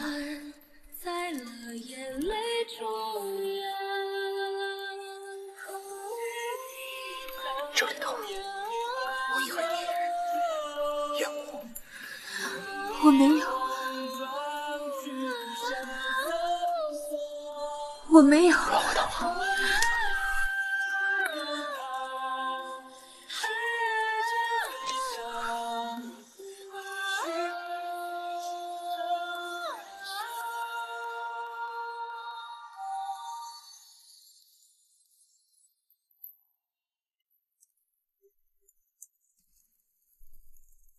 你为什么喊我泱泱啊？我不能换吗？夫人的小字。你怎么知道我的小字？你干嘛？夫人幼年不是告诉我，这是岳母从小唤你的名字吗？我有说过吗？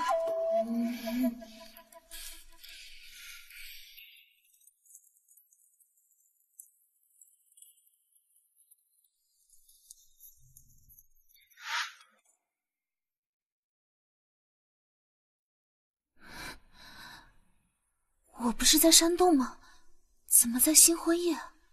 这是做梦吗？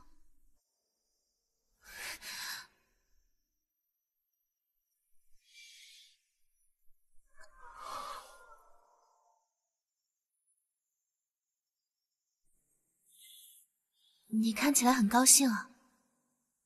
夫人不开心吗？我还好。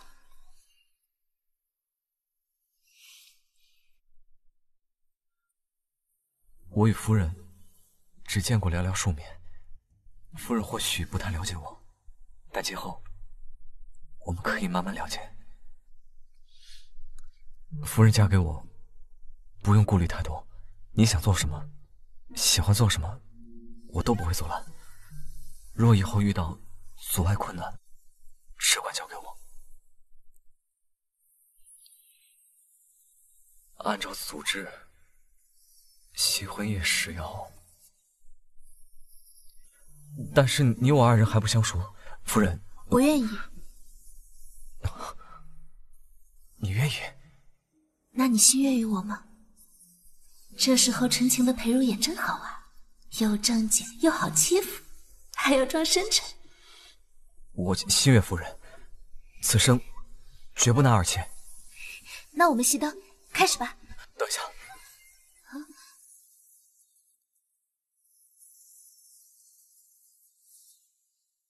叫微笑。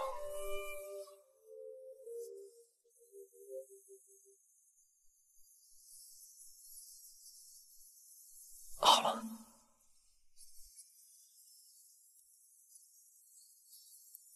你是自己脱，还是我帮你脱？先亲脸。哦，好。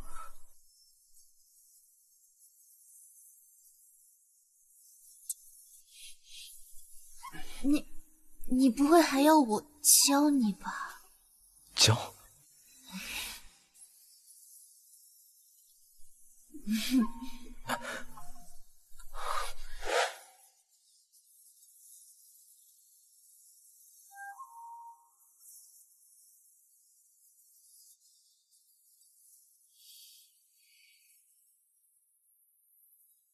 新婚夜，你说你心悦于我，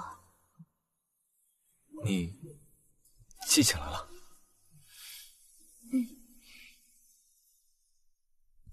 世子、夫人，你们是否在洞中？陈叔来了。走。陈叔，昨天那匹马还有那个马夫，立刻派人调查清楚。世子放心，我定会仔细查的。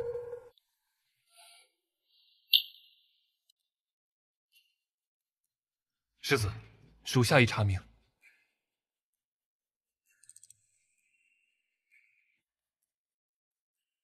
那马夫一经拷打，全都招了。是二夫人的母亲柳姨娘指使他这么做的，目的就是要少夫人的性命。这镯子就是从马夫那里搜出来的，说是收买马夫的物品，已确诊是二少夫人的贴身物品。二少夫人谋害世子夫人，证据确凿，目无法纪，押送监牢。是。这二郎多日不来，我得想个办法才行。主子，主子，二公子往这边过来了，肯定是过来找您的。太好了，太好了！素云，快帮我上妆，我要打扮得漂漂亮亮的。好。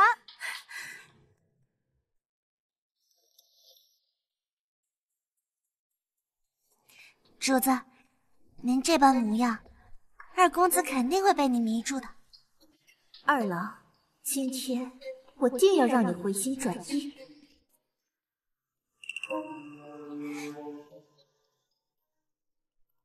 要不是天还没黑透，我还以为我进的是什么秦楼楚馆。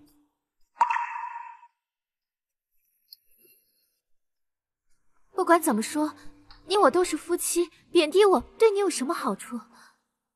二郎，闭嘴！凭什么喊我？恶心！那我就喊你夫君。为什么要伤害妮妮，置她于死地？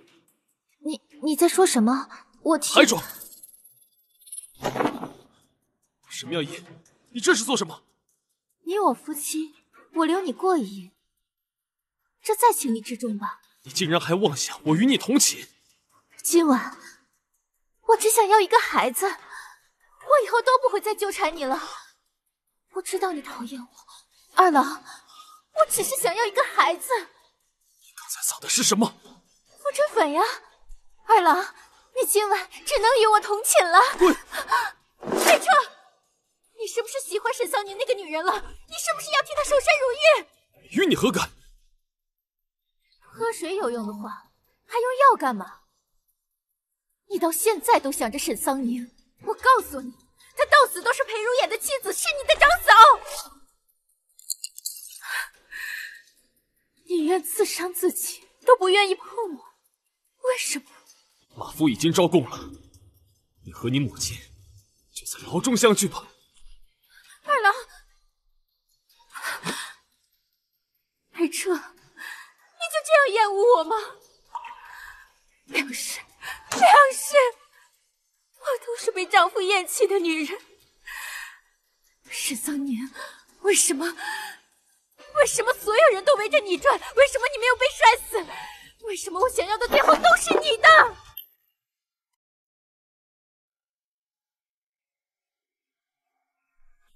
宁宁，你嫁给兄长一定是有难言之隐，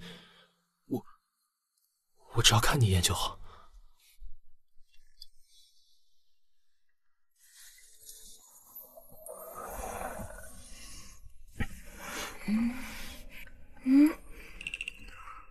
我吵醒你了。今日还不是母亲规定日子，你怎么来了？我来我自己夫人房中，不是天经地义。夫君，我想你了。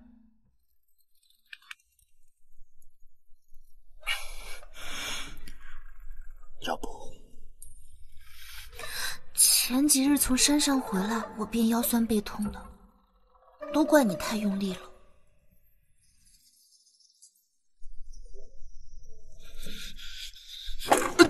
哎，来人！世子，有刺客吗？没有，退下。裴彻，他有病吧？怎么还敢听墙角？跪下。裴彻，你不打算给我一个解释吗？兄长，不是你想的那样。其实，我是来找你的。你来找我？从门外这样走进来？这是我不对，是我急着见兄长，我怕您不见我。但是兄长放心，我才过来，其实什么也没听见。这就是你给我的解释吗？兄长，我绝对不会乱说的。你怎么回事？沈妙仪对我使了些手段。你被下药了，直奔我的房中。我只是想让兄长为我做主，我一定休了那毒妇。你不该去解决你自己的问题吗？你的后院里面不缺你心爱的。兄长，我不愿意因为算计而做那种事。裴彻，这句话真不像从你嘴里说出来的。兄长，我有些不舒服，先回去了。今夜之事，你倘若敢说出去半个字，兄长放心。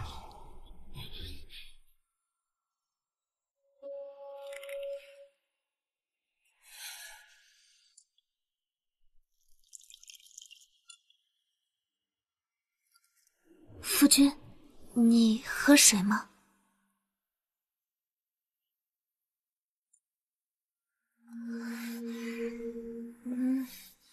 夫君，我发誓，我真的不知道裴彻在发什么神经。夫人，别着凉了。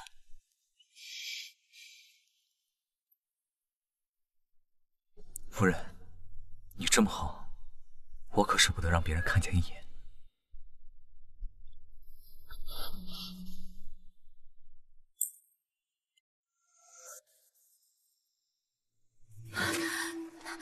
是不是二郎？是不是二郎想回来救我？我就知道，他对我还是有情有义的，他不会看着我被流放的。还当自己是国公府二少夫人？这是国公府送来的休书，明日就押送宁古塔。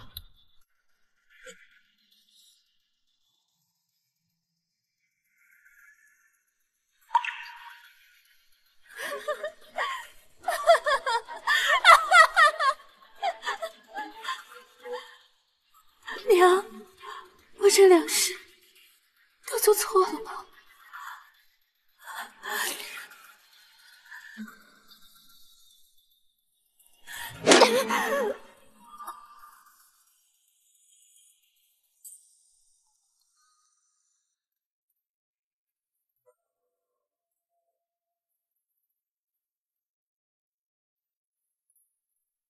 夫人，该去前院同母亲吃饭了。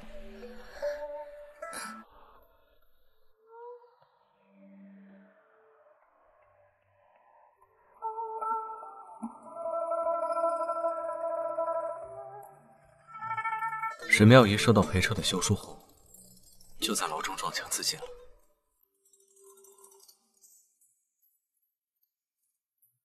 我能不能给他立个衣冠冢？沈妙仪对你痛下杀手，你还想给她立衣冠冢？她从小就被柳姨娘灌输要处处和我做比较，跟我争强，一定要过得比我好的观念。她的思想就一直这样被禁锢着，所以她会做这些事，也不完全是她自己的原因。你就是我的姐姐。你跟他说那么多做什么？妙妙，你要记住，他是你的敌人，他身上流着商贾的血，是上不了台面的。你只有比他好，娘才能过得好。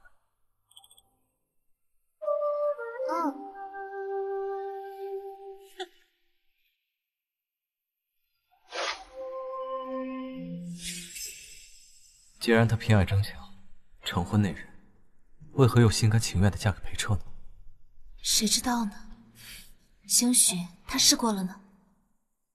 今生与前世相比，已然天翻地覆。上辈子裴如眼早早离世，而如今，他好好的站在我面前。倘若你没有娶我，会怎样？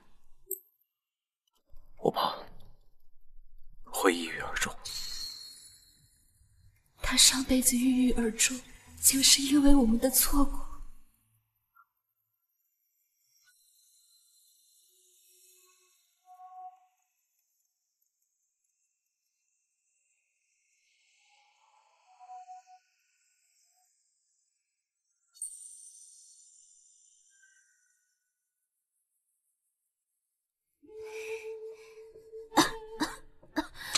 来人，没看见你。嫂嫂冷吗？还不快拿汤婆子来！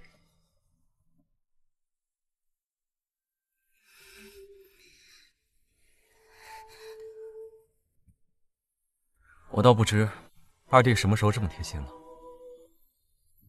大哥还不够了解我。孝敬长辈，二弟这是长大了。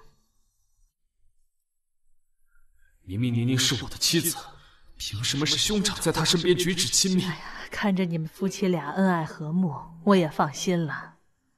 好阵子没有这样一家人团聚了，往后的日子一定要同心同德，再不能让任何事端破坏家庭和睦了。夫人，我来帮你拿上。二弟，如今你这般年岁，也该为自己担责了。我在军中为你疏通了不少关系，你出去历练，在外面闯荡几年，见见世面，到时候回来凭自己的本事，在朝中谋个一官半职，将来分府自立门户，也算是为母亲分忧解难。兄长，我不愿离开，我本来就没什么大志向，在家中挺好的。母亲刚病愈不久，我想多照顾她些。彻儿真是长大了，但燕儿说的不无道理，你总归是要自立门户的，能见见世面，学学本事，将来我也能少为你操心。母亲，夫人，你是不是吃坏东西了？来人，快叫府医过来！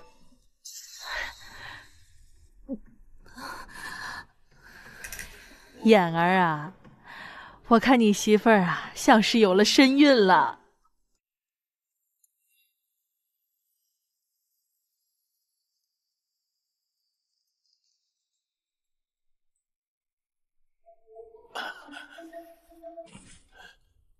恭喜老夫人，恭喜世子，少夫人确实是有了身孕。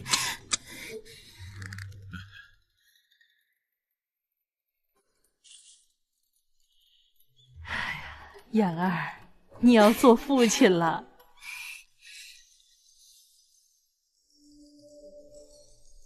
没关系，今生不做丈夫，我也可以保护妮妮。兄长，我愿意出去历练，保护家里人。